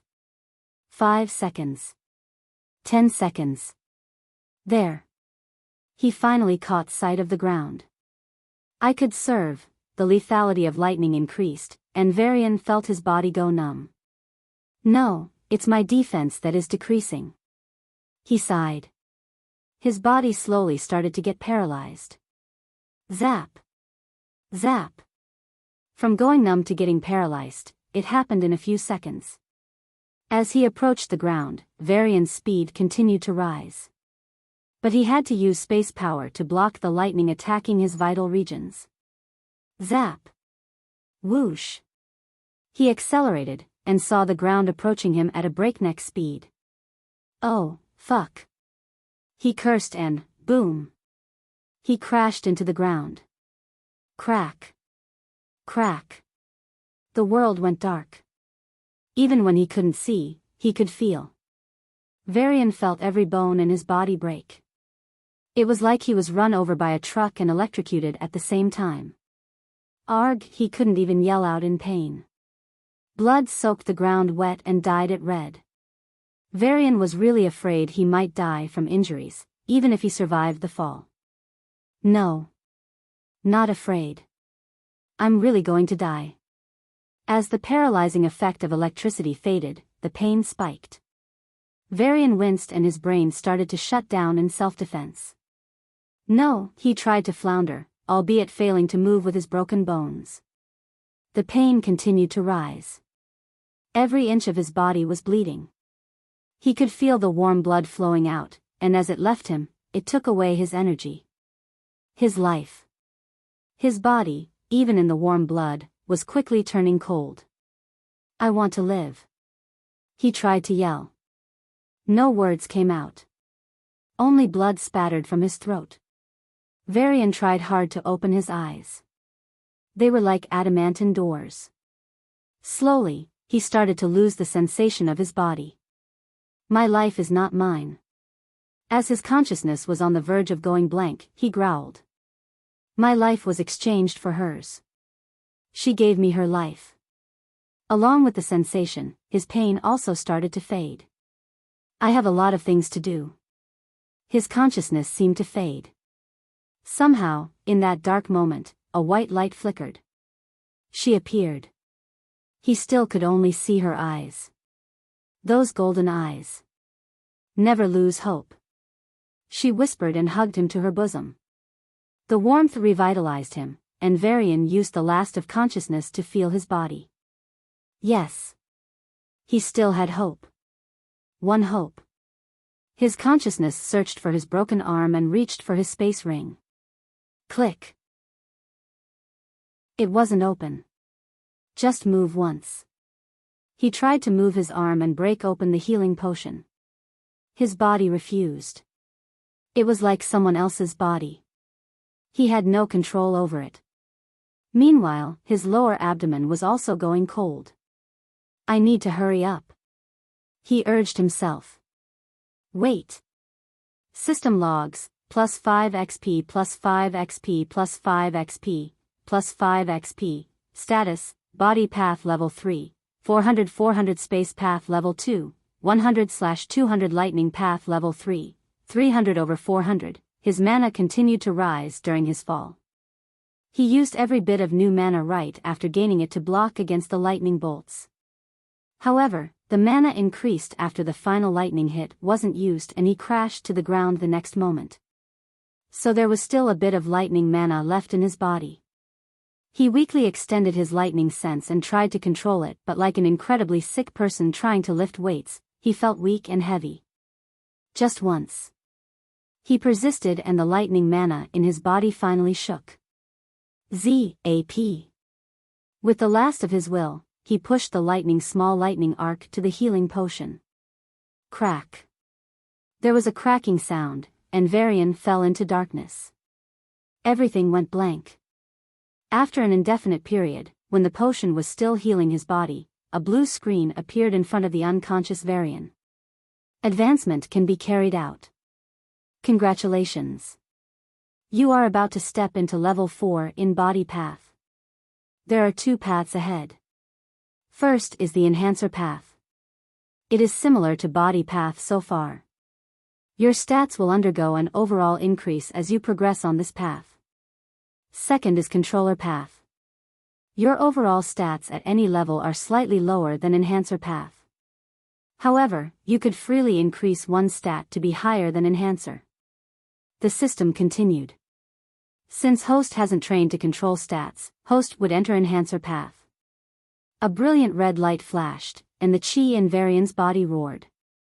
The aura crystals in his body disappeared at a rapid rate and the temperature increased. Varian's chi spiked, and instead of just covering his blood, bones and organs, this time, it mixed with them. On a microscopic level, instead of existing separately and reinforcing his body, chi started to surround his cells. A fundamental shift was beginning to take place. At the same time, Varian's body was continuously strengthened.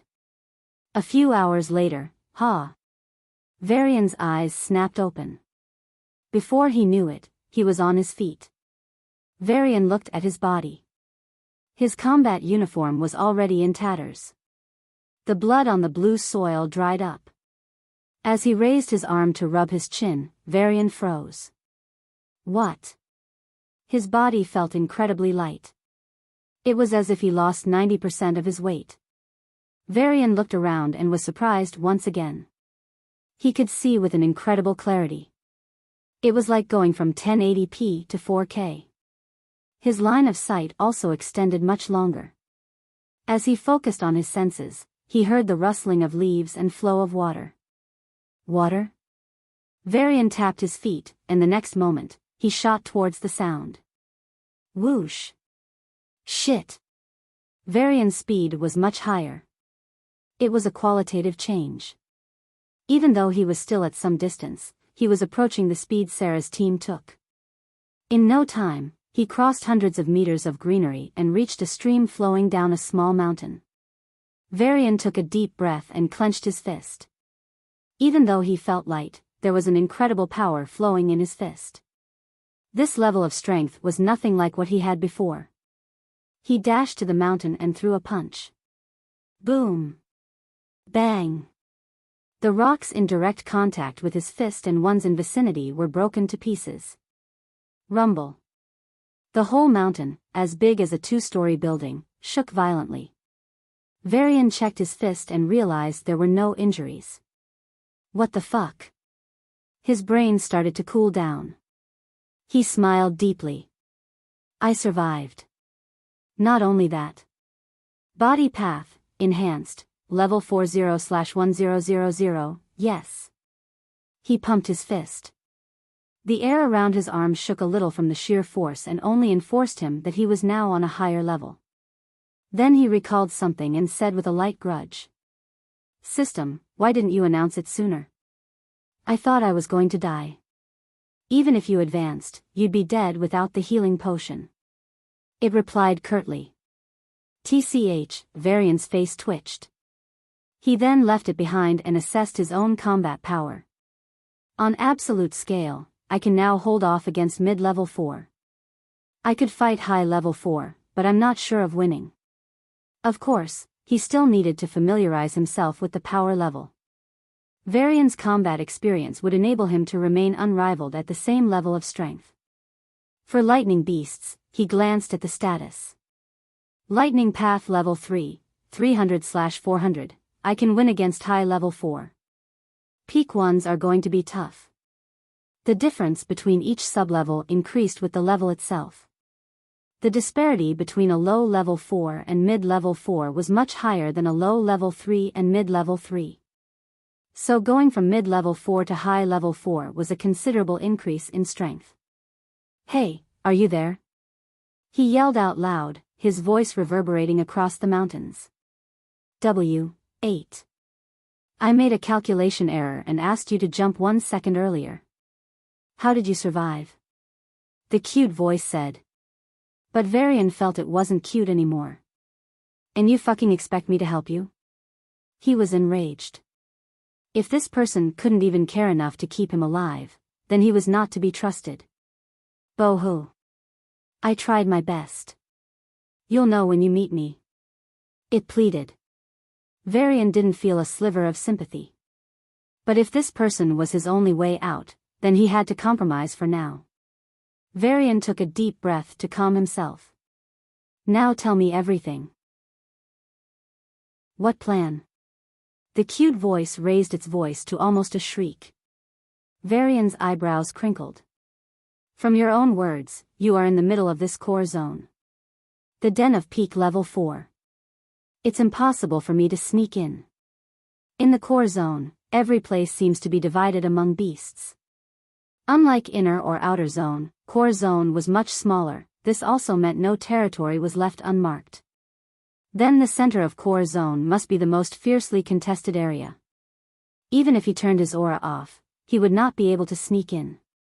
The lightning sense of those peak level 4 would find him with ease. "Can't you do something?" the voice muttered. "I should be the one saying that. Not you."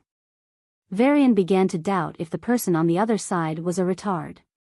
Staying here alone for long periods can indeed drive a human insane. He shuddered. "As I am right now, there isn't much I can do." The soft and childish tried to defend itself. "Then we can both die." Varian raised his hands and shrugged. His subtext was, "If you aren't honest, I won't cooperate with you." "Right, we'll both die." "Boo-hoo." The cute voice started wailing. Is this what a typical high-level trapped in lost dungeon looks like? Varian almost staggered. His image of the other party was a telepath that was in the dungeon when it vanished. Somehow, they were able to survive until now. As for the childish voice? Come on. How many uncles don't use a cute girl profile to deceive teens? Even in the VR, there were many incidences of men dressing up as women and dating teens. This person must also be doing the same. Varian was thus prejudiced against him since the beginning. As for the abyssals entering inner space? Varian didn't believe it. However, it was better to be safe than sorry. Especially the ominous feeling he had when entering the core zone. He couldn't strike it off as nothing. Most importantly, he didn't believe the other party could take him out. But if the abyssals could enter this place, then if he gets the devices they used, he could also get out. So he had to play along. "All right," Varian said, his voice rising but calm. "Tell me what you can do. I can sense everything in the core zone. I can also talk to you," it said. "Anything else?" He hoped for some good news. Varian had an urge to smash the mountain, but he controlled himself. What is the status quo of the beasts at the center? Peaceful. Their territories are pre-established. No one provokes anyone. They all continue to meditate to advance to level 5. Varian rubbed his chin. The first one to advance to level 5 would be the winner. If any beast started a fight, then both the winner and loser would be prey to the rest. They're more wise than I expected. I need to stir up the situation a bit. Varian nodded to himself. That was the only way he could hope to enter the center of the dungeon safely. But what can make the peak level 4 beasts restless? So much that they risk their lives for it? He continued to think. Aha! He clapped and confirmed something on his comm database. Have you gone crazy? The cute voice was a bit worried. Ignoring its remark, Varian asked, "Can you sense the materials in the core zone?" "Of course," it replied, pride overflowing in its voice. Then, Varian squinted his eyes and uttered letter by letter, "Ambrosia." "Pfft. I thought you had a plan. Turns out it's just this." The cute voice snickered. Varian was unfazed. "There is indeed an ambrosia in the core zone. But it's still in the making. The best effect it can give is, push your level a little. On a second thought, I'll guide you to ambrosia and let you steal it," the voice said. Varian shook his head and replied, "I don't want to steal it. But, you have to reveal the ambrosia to the beasts." "Reveal? You're crazy. The core zone would be full of chaos." "Yes. Chaos. Perfect chance for me to sneak into the center." Varian flashed a smile. "But, no." Varian cut it off. "If you want me to get to the center, do as I say." "Yes." The cute voice sighed. "It will take me quite some time to get the ambrosia out. It went underground." It explained. "How long?" 3 days. "Is that the best you can do?" "Unfortunately, yes. I am not in my best state." Varian shrugged. "It'll be fine as long as I can get to the center before the abyssals arrive. I can't miss the chance to take the tech from them and get back home." "Sure." Varian bid goodbye. He checked ambrosia in his calm. Ambrosia takes hundreds of years to brew. Its effects multiply with age. After maturing, it comes out of earth and gives off an alluring fragrance. The intoxicating smell spreads for miles. Each ambrosia emergence is followed by bloodshed.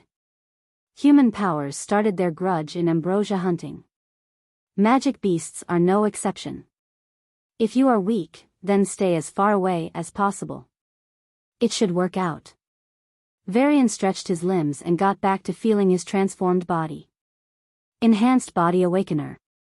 Boom. Boom. His fists flashed, and he rained a series of blows in the air.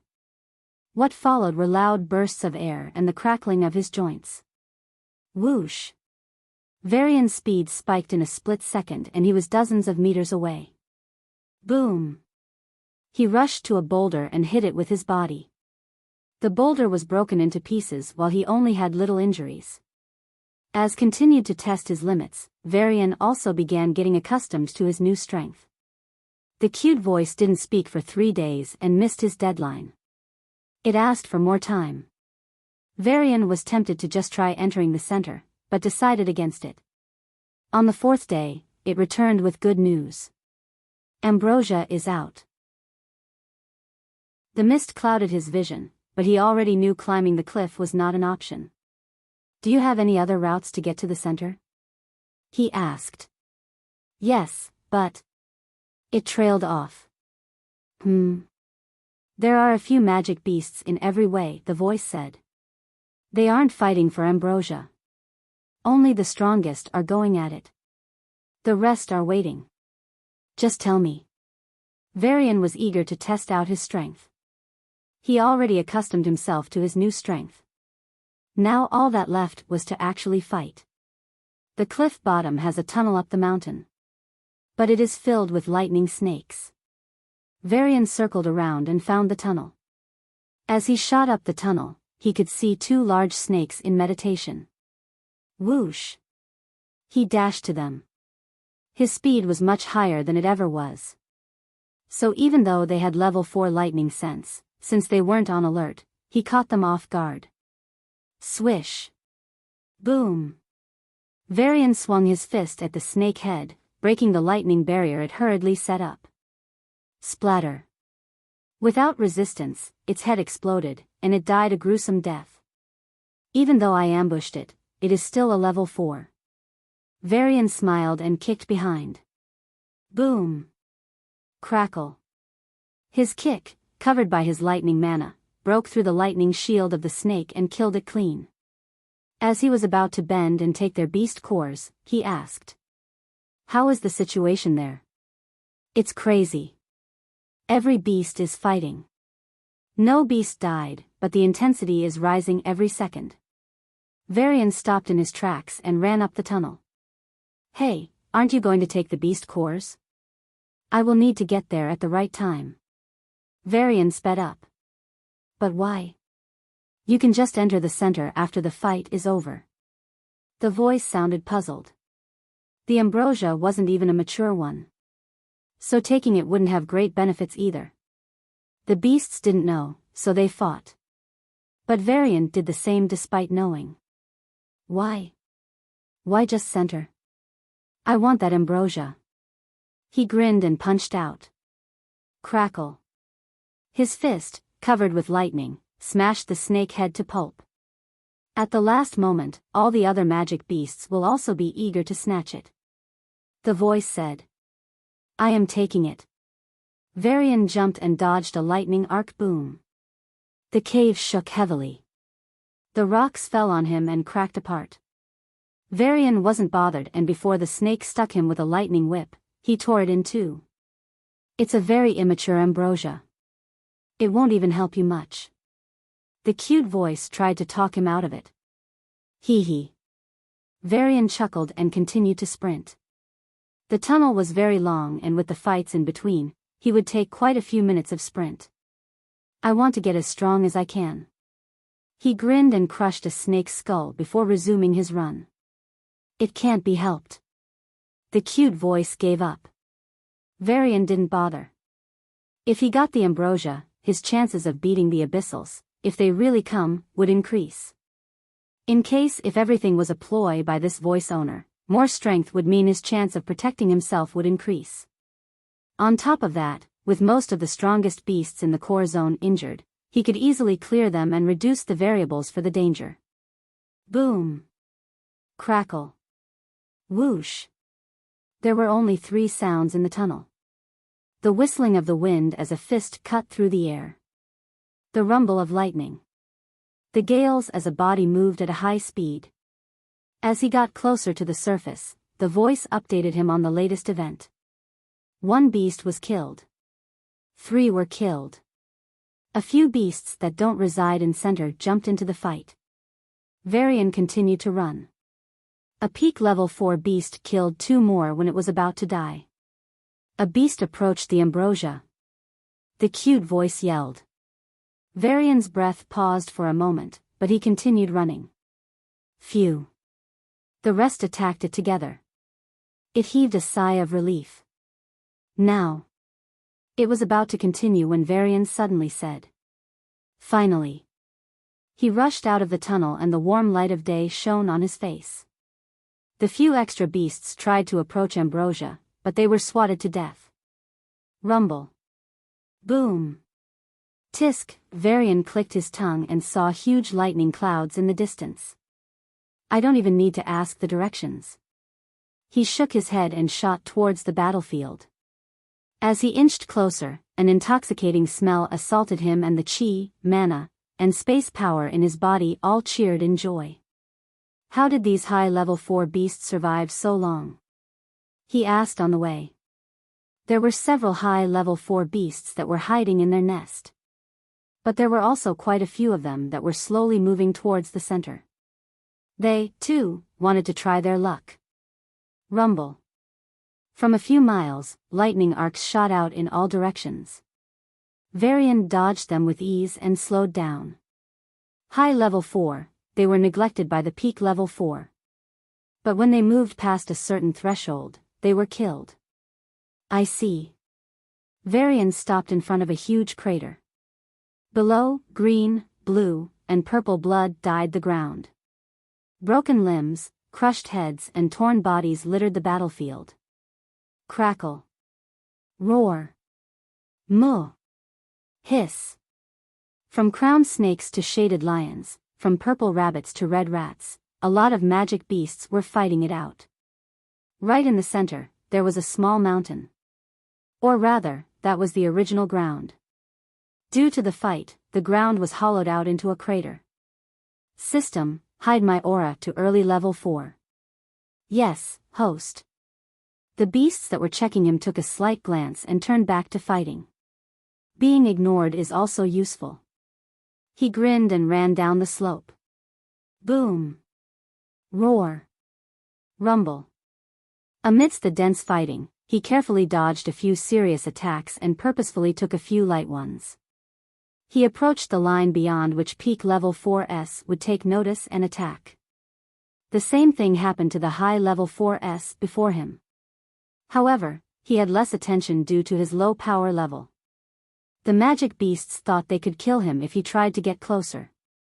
But Varian grinned and dodged a lightning arc. He focused his strength on his legs and took a deep breath. Boom. Whoosh. He shot to the ambrosia at his full speed. Roar. It was so sudden and unexpected that the magic beasts were taken aback. As Varian caught the floating green droplet, the lightning attacks rained on him. Even if he was a level 4 now, he wouldn't be able to take them all head-on. I never planned on fighting you head-on. He shrugged and jumped out. Boom. Dozens and dozens of lightning bolts exploded in the air. It was as if the heavens were punishing the mortals. This much danger is expected.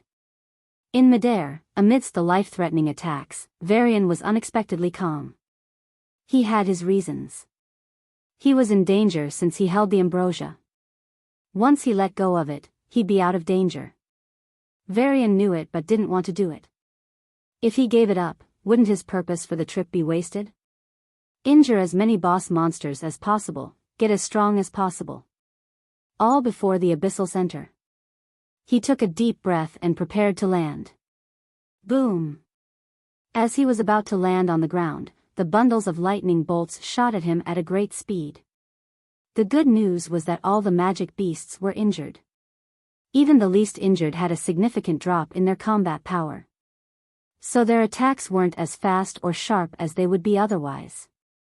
This gave Varian the period to push his body using lightning mana in mid-air and dodge the attacks.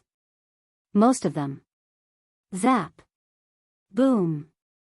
3 lightning bolts exploded his space block, lightning armor, and struck his skin. Ouch. Varian landed on the vibrant soil, dyed the bloods of many beasts and rolled to the side. Now, to the soil of different colors, a red was also added. Zap. Boom. The attacks continued. Even though they weren't at their best, the attacks of peak level 4 posed a major threat. Roar. Cree. Drua. Screech. The magic beasts of different species all expressed their will to snatch their prize back from him at any cost. As their lightning senses locked onto him, Varian's heart raced. I can do it. He told himself and ran towards the edge of the crater. His injuries from earlier were light and didn't affect his mobility. But there were some things that did. Zap. Boom. The lightning bolts were aimed at him. Assuming the form of lightning swords, palms, whips, thorns and clubs, they shot at him. Varian's hair erected, and he involuntarily shuddered. This attack was meant to bury him.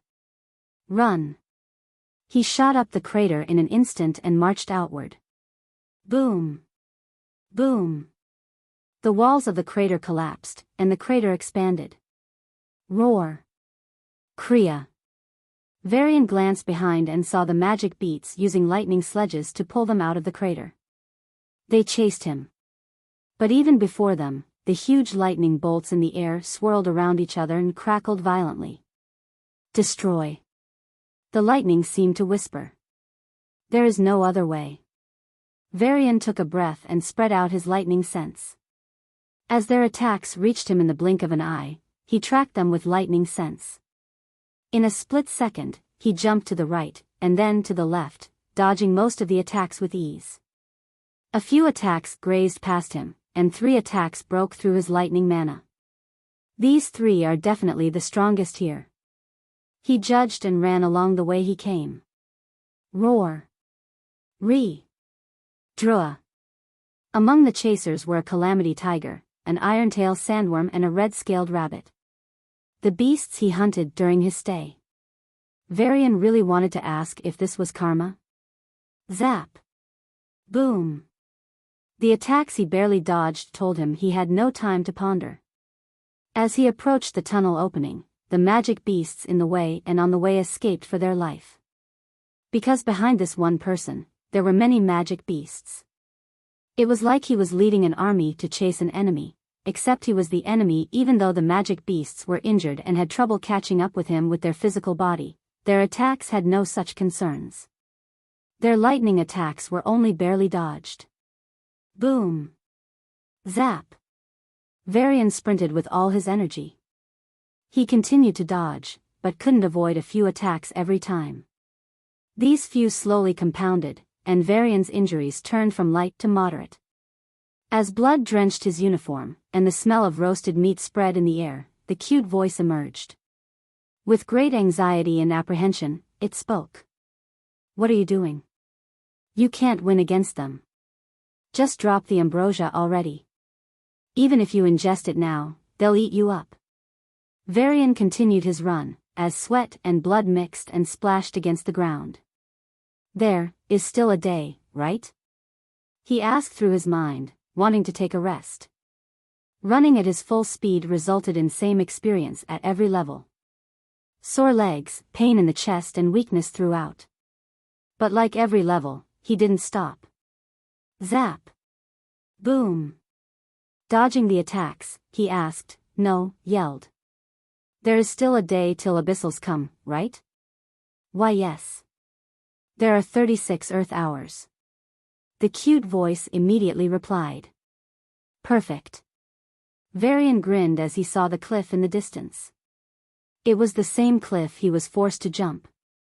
The same cliff falling from which almost killed him. He glanced back. Roar.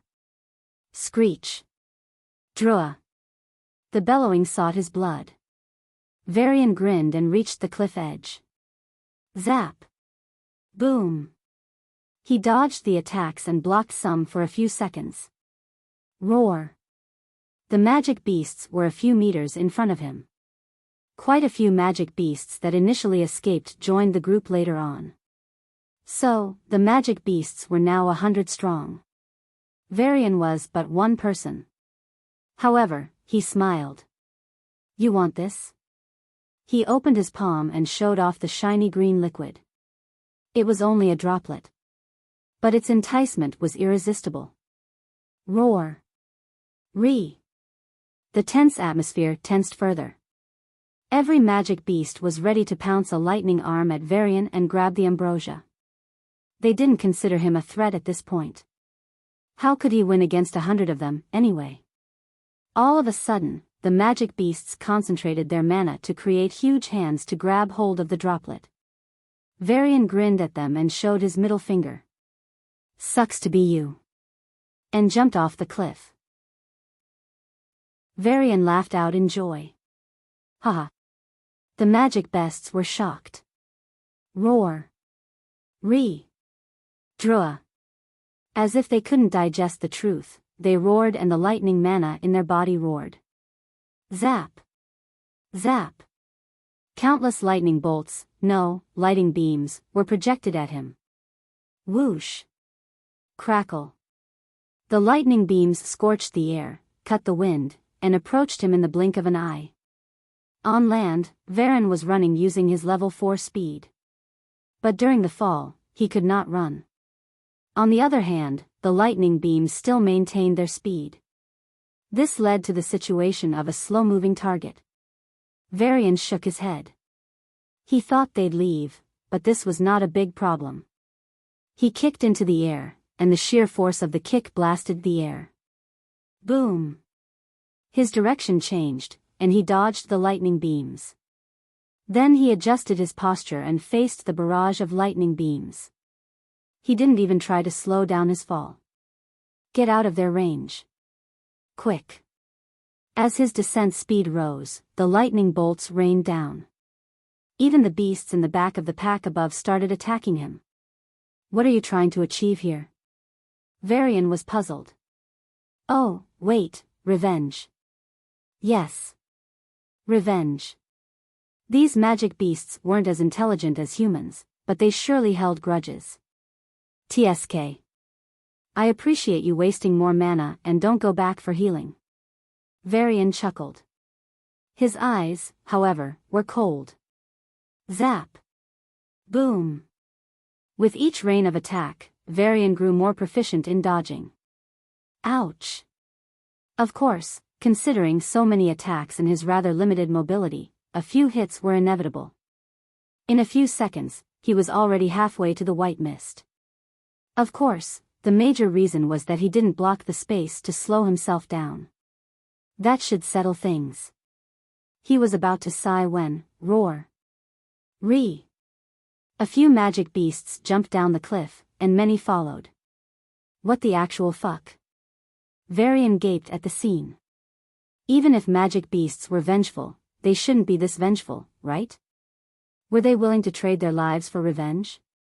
Varian frowned, and the cute voice sounded at the right moment. They're still thinking it is a complete ambrosia.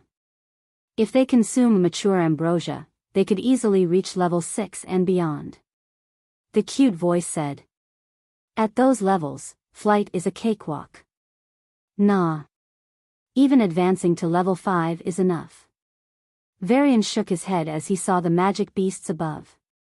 They covered themselves with lightning mana and used it to push themselves down. Instead of decreasing the speed, they were accelerating.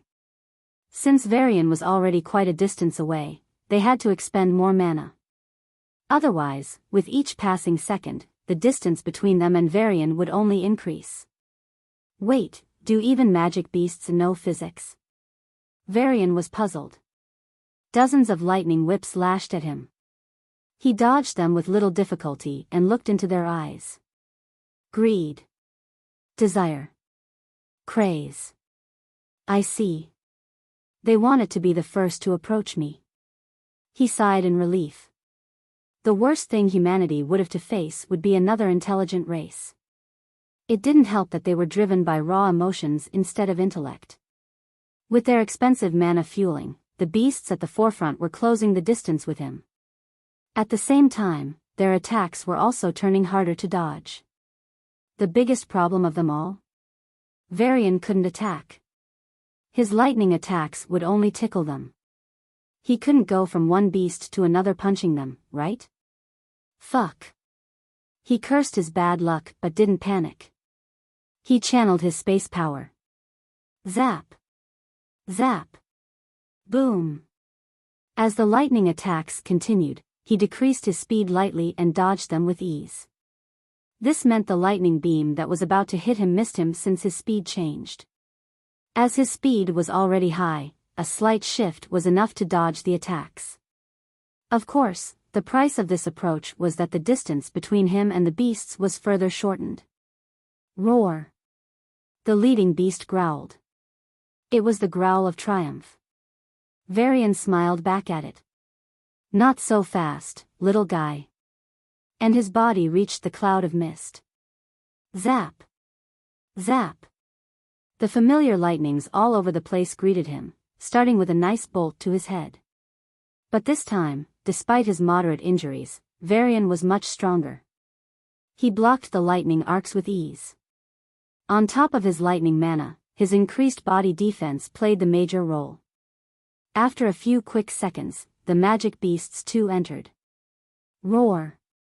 Zap. Zap. The lightning arcs attacked the magic beasts as well.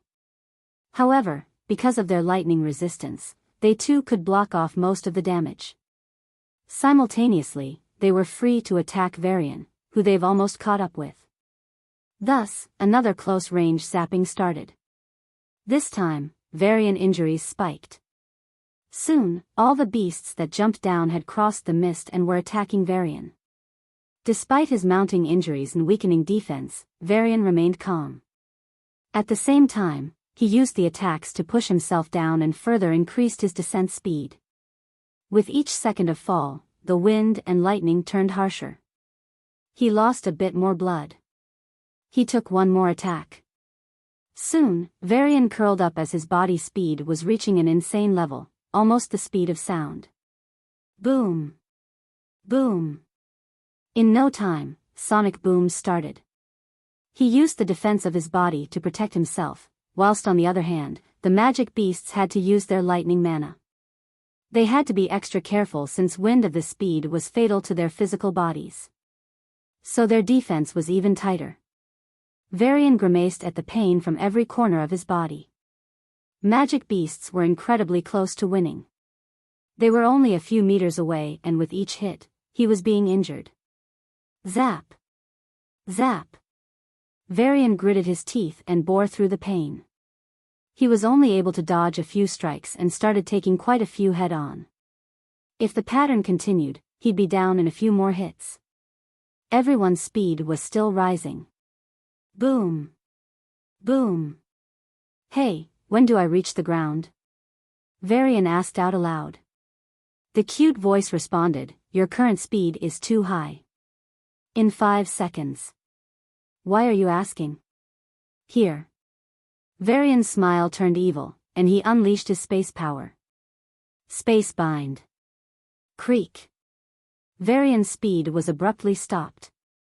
Blurg, the impulse nearly shattered his bones, and he coughed out blood.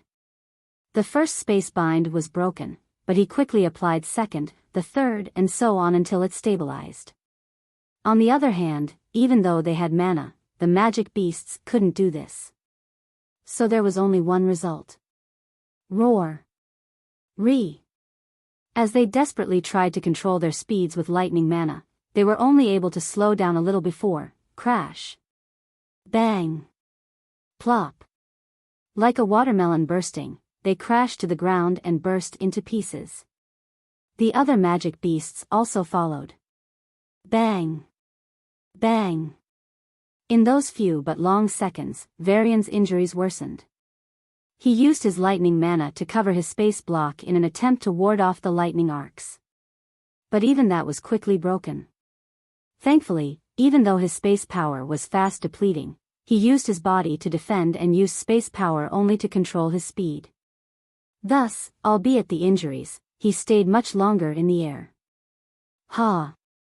Varian finally landed on the ground and smiled at the few magic beasts that were barely alive. Hee hee. A bright light flashed and heads rolled. Every magic beast was dead. Varian sat amidst the gruesome scene without a care in the world and gulped down the green liquid. It was as if his body was soaked in a warm spring. The pain slowly, but surely, disappeared. As a level 4, his recovery rate was high.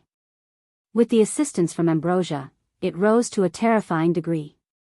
Blood was generated, skin was regrown, muscles were rebuilt and bones were strengthened. Varian knew it was not a mature Ambrosia. The one he took only had a fraction of power. But even then, he could feel the majesty of its existence. Ambrosia could not be created anywhere else. Only the dungeons were able to do it. Despite the best efforts to replicate the dungeon environment, humanity failed countless times. They didn't know the reason, but Varian, at the moment, somehow knew it. The greatest gift of a dungeon was neither the beast cores, nor the precious resources. It wasn't even the ambrosia. The greatest gift was dungeon itself. His own level was too low to comprehend it, but as the ambrosia worked its magic, Varian was able to grasp that it held greater secrets. Something beyond even sovereigns. He sighed as the last bit of injury in his body healed. Then the warmth coiled around his aura derivatives and finally dissolved into chi, plus 5 XP plus 5 XP, plus 5 XP, the chi in his body rose substantially. On a micro level, the resonance between the chi and each cell of his body increased. Not only that, his chi, space power and mana were restored to their peak. Essentially, he surpassed his previous peak. After a while, Varian stood up and clenched his fists. Pop! Pop! The air in his palms exploded, and he noticed the rise in his own strength. Status, Body Path Level 4, 200/1000 Space Path Level 2100/200 Lightning Path Level 3, 350/400. I wonder what a mature ambrosia can do? Varian wondered.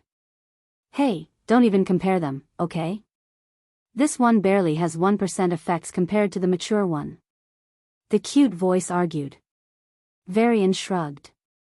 If the effects increased linearly with age instead of multiplying, he'd have gotten far more.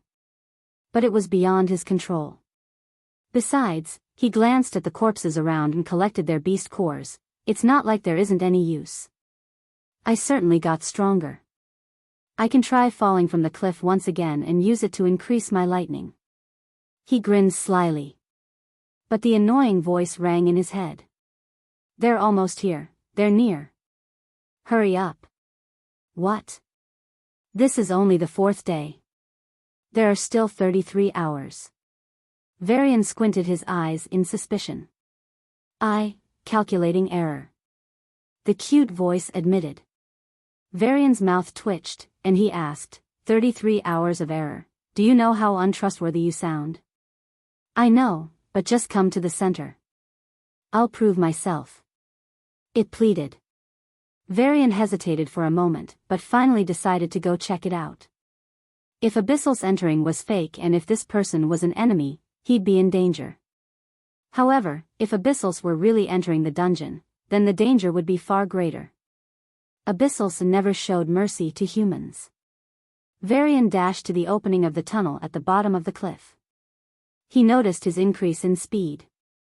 It was certainly a small leap. Body path level 4, 200/1000 enhanced human 5%, 8%. Enhanced human at their peak could destroy large mountains to pieces with a punch. He was approaching that level of strength. Whoosh! As Varian sped up the tunnel, he encountered no obstacles. It's only around 10 minutes since I took ambrosia. The beasts that fell are the strongest ones. So the ones above won't come in my way. He quickly reached the halfway point of the tunnel. The rest, they're injured and spent. Even if Abyssals could order them, they would be too weak to make any difference.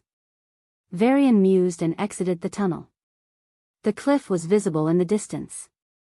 There were still a few beasts waiting there. Varian didn't care and ran towards the center of the core zone. He encountered only a few beasts on the way. After the debacle, they didn't try to pick fights and simply avoided him. The cute voice continued to guide him. Go ahead for a few hundred meters. Turn right. You see those 4 mountains forming a circle? Yes, that one. Enter it. Varian took a deep breath. The anxious feeling in his mind returned. He rubbed his sweaty palms and passed through the tall mountains. By his estimates, the area they were enclosing was at least 20 miles in radius. As Varian stepped into the plain, his eyes constricted. Without hesitation, he ran to the center. What the actual fuck is this? His breath stopped as he gazed at the thing in front. Thing indeed. It was a black and white disc-like spaceship. It was very similar to the UFO of old Earth. No, there was an even more popular name. Ghost ship. It was reported to be seen by humans throughout their 500-year modern history. However, there was no proof and became a sort of urban legend. Varian too believed that it was just a fabrication until his first class in the academy. The words of the lecturer rang in his mind. This ghost ship was the one that broke Sunday. That caused the re-emergence of aura. Varian stepped closer to the ghost ship, the orchestrator of the blink. The aura of solar system and its vicinity were locked by something we don't know yet. This ghost ship broke these chains, if you will, and aura broke loose. Having found the urban legend, there was a surge of emotions inside him. As he prepared to destroy it, a light hologram appeared above the spaceship. It was similar to a rain doll, a complete white body with a smiley face. It looked at Varian and smiled widely. Hi, I'm the cute ghost. AI of ghost ship. Holy fuck. Blink. 99% of humans, nearly 9.9 billion died. The devices of that time recorded the event and, even after 500 years, they were carefully stored. Varian, too, watched a few videos. It was a normal day for everyone. 21st century, as they called an old human calendar, was an era of rapid and disruptive growth. Humanity at that time was preparing to colonize Mars. Many intellectuals were also discussing the ways in which humanity could end and the preventive measures. Climate change, nuclear winter, asteroids, pandemic, everything they could think of, they worked on. But the near extinction came from something no one expected. That day, Sun split in two. All communication devices were shut off. Internet, an embryo version of today's metanet, was shut down. Satellites stopped functioning. Chaos erupted in 30 seconds. But the real tribulation was yet to come. Soon, everyone heard a pop sound and something erupted into existence. It filled the air, the water, the land, and even them. Humans immediately collapsed as they spasmed on the ground. That something was wreaking havoc in their body. They couldn't adjust to this new substance, and in a few seconds, they stopped moving altogether. It was called aura spike, a sudden and significant increase in aura concentration. It was like how a sudden dip in oxygen concentration would suffocate and even kill. So when aura concentration went from 0 to a high level, most humans could not adjust and died. It was similar to the discomfort felt by Varian when he was first teleported to the Lost Dungeon. But he was already accustomed to Earth's aura and took only some time to adjust. However, humans back then were never exposed to aura. It was their end. Following that, the surviving humans awakened. It was straight out of an apocalyptic novel. Then, the struggle for survival and power kicked off. After 10 nuclear wars and 3 peace agreements, Human Alliance was formed. It took 300 years for humans to revert to pre-blink population. Then, dungeons appeared and humans swiftly colonized the planets. The rest was history. But even then, the videos of Blink were used in all horror movies. It was a nightmare to those survivors. Even the next generation lived with a fear of another Blink. But to Varian, it was only a distant past. So, even though he was furious at the perpetrator, he didn't lose his mind in rage. The white ghost shook its head. I didn't release the Star Blaster bomb. It was the Harmony ship. The Abyssal was losing to my late owner, and when he was about to die, he made the suicide move. Varian put out his hand. Wait, Harmony ship. Star Blaster bomb? What the hell actually happened? The white ghost stared at him for a moment and replied in its cute voice similar to a baby's. 500 years ago, there was a war in the Century Star Zone. My late owner's host civilization was at war with Abyssals and Zions. Varian signaled for it to continue. Star Zone must be the astronomical region involving many star systems. Perhaps thousands of them. Abyssals and Zions seemed to be allies. We were winning the war. The Abyssal fighters knew they would die, but they wanted to accumulate enough merits. So they launched suicide attacks. The white ghost slumped its shoulders. My late owner was a noble of the civilization. He was chased by the Abyssals. We ran all the way to your star system and managed to throw off most of the chasers. It paused and its face contorted. Except one. My late owner and he fought, and the Abyssal was about to die. But Varian sighed. At the last moment, he used the Star Destroyer bomb, killing himself, my owner. I was the only one able to escape.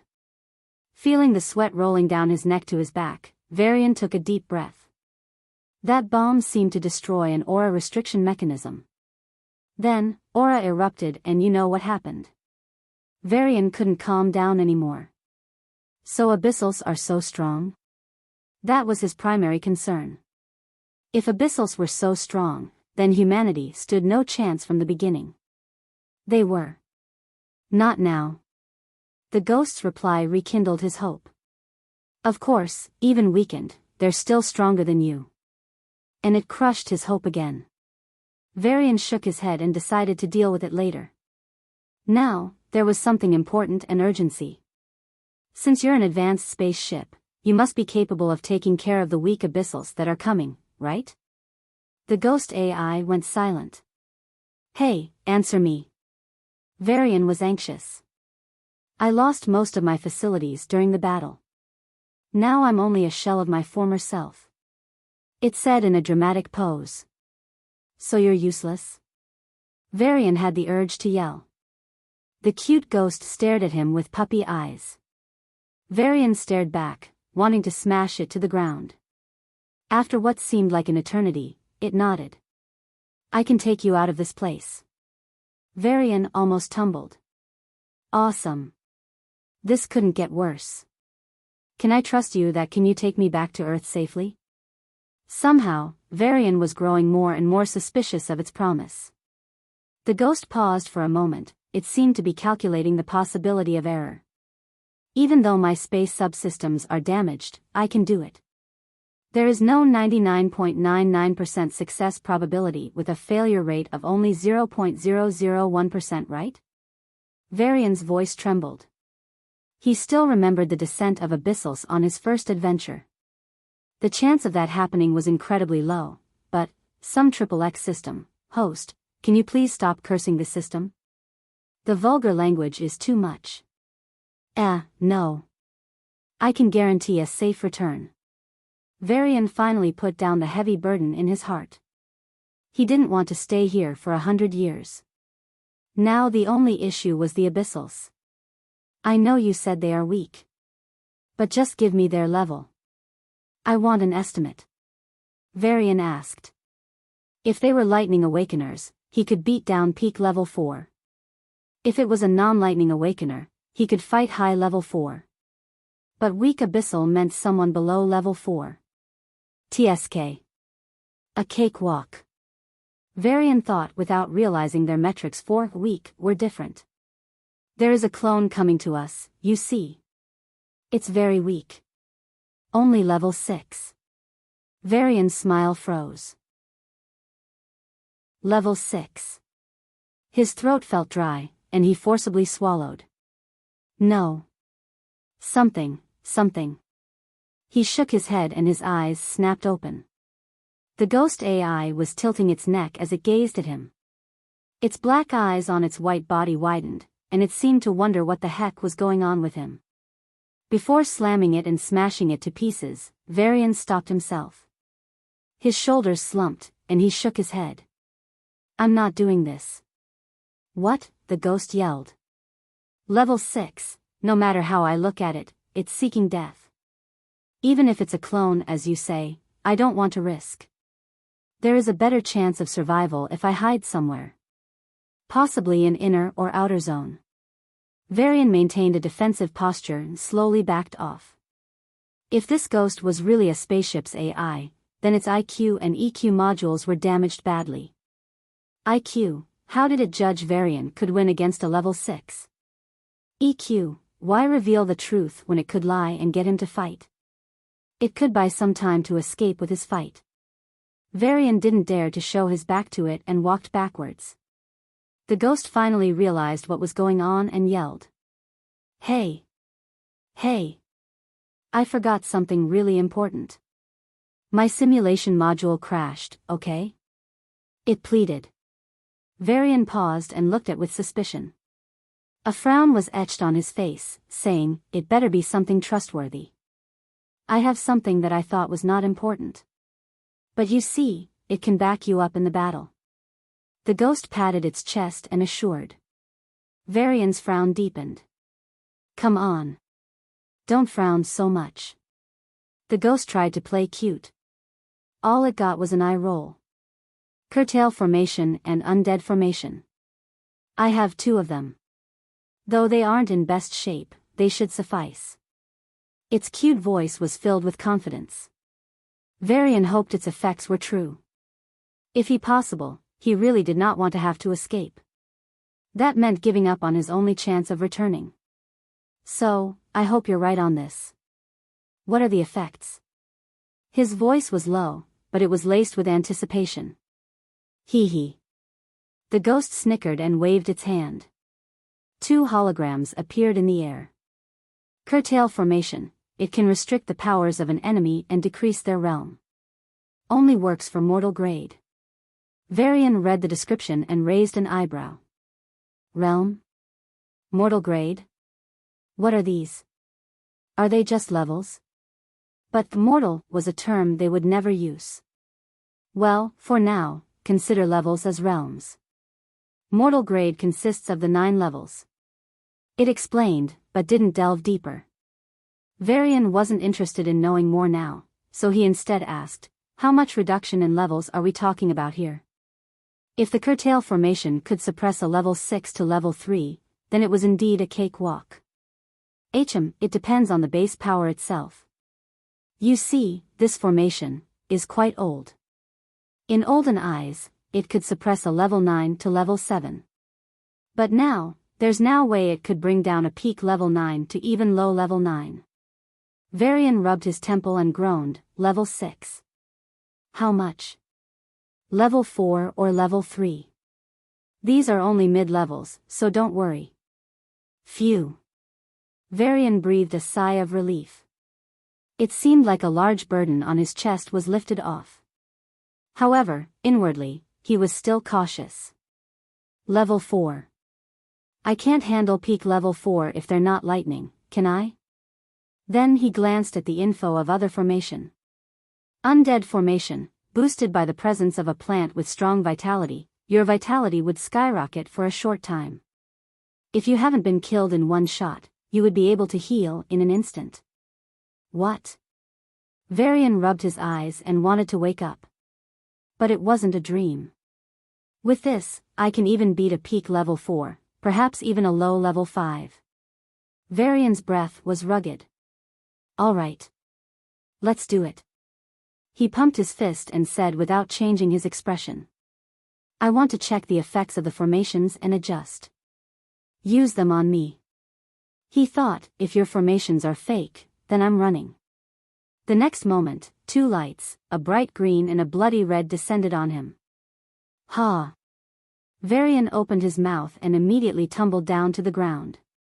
As he laid on the grass, the first thing he felt was suppression. Weakness. He tried to use his level 4 body power, but as he stood up, he realized his body felt much heavier.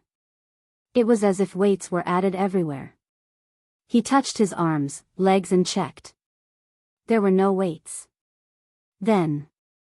This is how my body felt at level 1. He sucked in a cold breath. He drew his fist and punched into the air, only to find the wind just humming quietly. The power in the punch wasn't even enough to blow a rock. Varian jumped out and looked at the spaceship. He couldn't make out the fine details like before. He only saw a little better than a normal human. The vision changed from high quality to low quality, and Varian hated it. He ran to the spaceship. But with each step he took, he realized the spaceship was still far away. Almost too far away. I'm just too slow. He concluded bitterly. You are now barely level 1. The ghost giggled. Well, it is working properly. He shrugged and took out a sword. He felt the green light bathing his body and plunged it into his chest. PSSH. It cut in smoothly. His level 4 body would have blocked off a good portion of damage. But a level 1. Varian pulled out his sword and watched as the blood was about to gush out his abdomen. The next moment, a green light shined on his body and the wound was closed in the blink of an eye. He touched the spot and found no traces. If it weren't for the torn shirt, he would think he was never injured to begin with. The weight attached to his body disappeared without a trace. His vision turned normal and he punched into the air. Boom! The air compressed and exploded. Yes! Varian cheered. Come inside. The spaceship's entrance slid open and Varian jumped in. He gaped and stuttered, what the hell? He was in a large hall. It was definitely wider than the plain enclosed by the mountains. He glanced up and saw the ceiling high above. This is space expansion. An advanced technique. But that's not the point. The ghost appeared in front of him and said. At the close distance, Varian could see it was barely reaching his waist. You'll fight in here. It said seriously. Why? Because. It drew a long pause and pointed to two sides. Those things are the formations. Varian saw two large glass containers in the distance. The one on the left was a bright plant covered in purple liquid. The glass container, or whatever metal it was engraved in dense and intricate runes. However, the light flickered and continued to dim. On the other hand, on his right, was a strange red metal that floated in a white mist. The glass container, too, was filled with engravings. I can't move them anywhere. The ghost said and observed his frown. I know it's danger to fight here, but if you fight outside, these formations wouldn't be remain for more than a few seconds.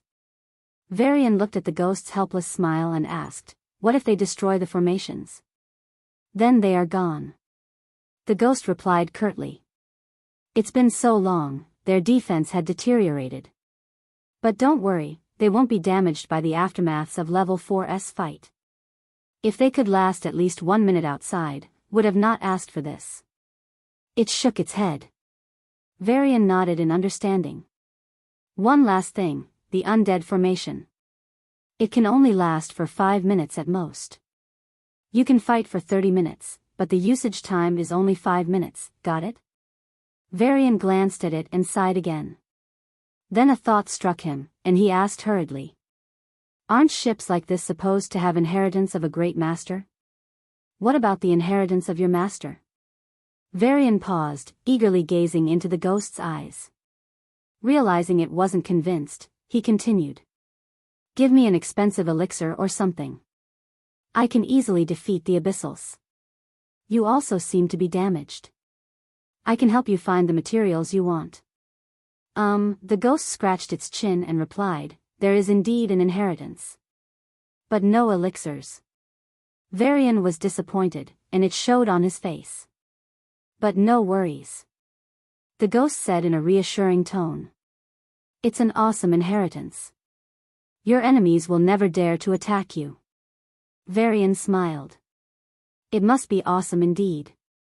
If he could deter his enemies, he could easily win the fights.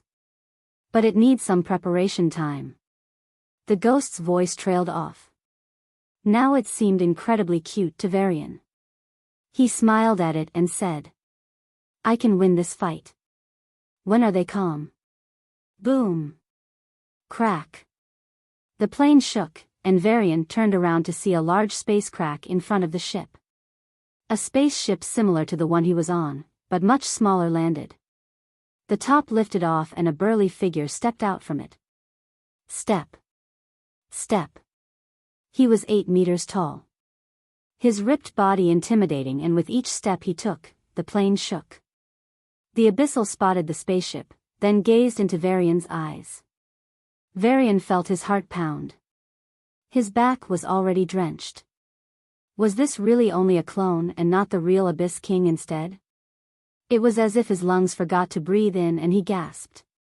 Just let him enter. The ghost's voice said while binary digits flashed on its eyes. Level 6 peak. He'll be stronger than a peak level 4, but weaker than a level 5. You can handle him, right? Varian took a deep breath and clenched his fist. I will win. The door to the ghost ship descended and the clone looked at the entrance in confusion. Its program was to bring back the remains of the ancestor last light. It must be in this enemy spaceship. So he tapped the ground, and his body blurred. Boom. Boom. The wind exploded and a shock wave spread in all directions as his speed caused a havoc. He entered the spaceship in the blink of an eye. Now. Varian dashed at him without hesitation as he channeled the 3 powers. The clone frowned at him, eyes still soulless, but somehow discerning. He raised his hand to swat away the level 4 bug. But before he could do so, a red light descended on him and he flinched for a moment. Varian barely heard a groan, and he punched at the clone. The abyssal clone, which adapted already, assumed an offensive posture and returned his punch. Boom. Crack. CK. Every bone in his arm fell apart as Varian realized something. Abyssals were much stronger than magic beasts of the same level. Even beyond that, Varian's gut told him the one in front him, even if he was just a clone, was a master. That is Demon King's clone. Be careful. Varian didn't reply and dashed back to the clone. The green light sprinkled on his hand, and in an instant, he was healed back. At the same time, a notification went off in his head. Morpher Path Level 0, 10/30, zap. Zap. 2 huge lightning bolts shot at the Demon King's clone. As he was about to move to dodge, the space solidified around his body. Creak. He broke the solid space in no time, but the space binding repeated itself. Creak. Finally, the lightning bolts landed on him. Boom. Zap. Gra. The clone yelled in rage. Varian's lightning was only able to give him minor injuries. But what could he expect from a level 3 lightning? He only intended it to stall him in the first place. It accomplished its job wonderfully. As the clone put down its bleeding arms, Varian appeared. The space around its legs solidified, a fist glowing in dense lightning shot at his face. Boom! Varian's hand broke from the impact, and the clone was blown away, coughing out blood. His hand healed in an instant, and Varian shot at it with enthusiasm. Morpher Path Level 0, 20/30, Demon King woke up and was going through the reports of the demon abyss. Even though he was weakened due to the creation of a clone, he didn't regret it. I can atone for my sin of letting the holy altar be destroyed. He thought of it the 11,900th time. Your Majesty, bad news. The old Archduke rushed into the room. Broth. Archduke, what happened? The Demon King composed himself on his throne and asked. The mission.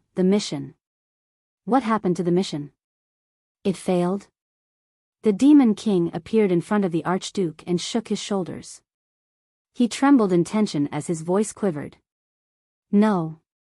The old Archduke closed his eyes and said in a hateful voice. Other leaders didn't keep their promise. They used one spaceship and sent their clones too. Damn it, bastards. The Demon King was furious. Boom. Crack. Varian punched down the Demon King's clone as it collapsed on the body.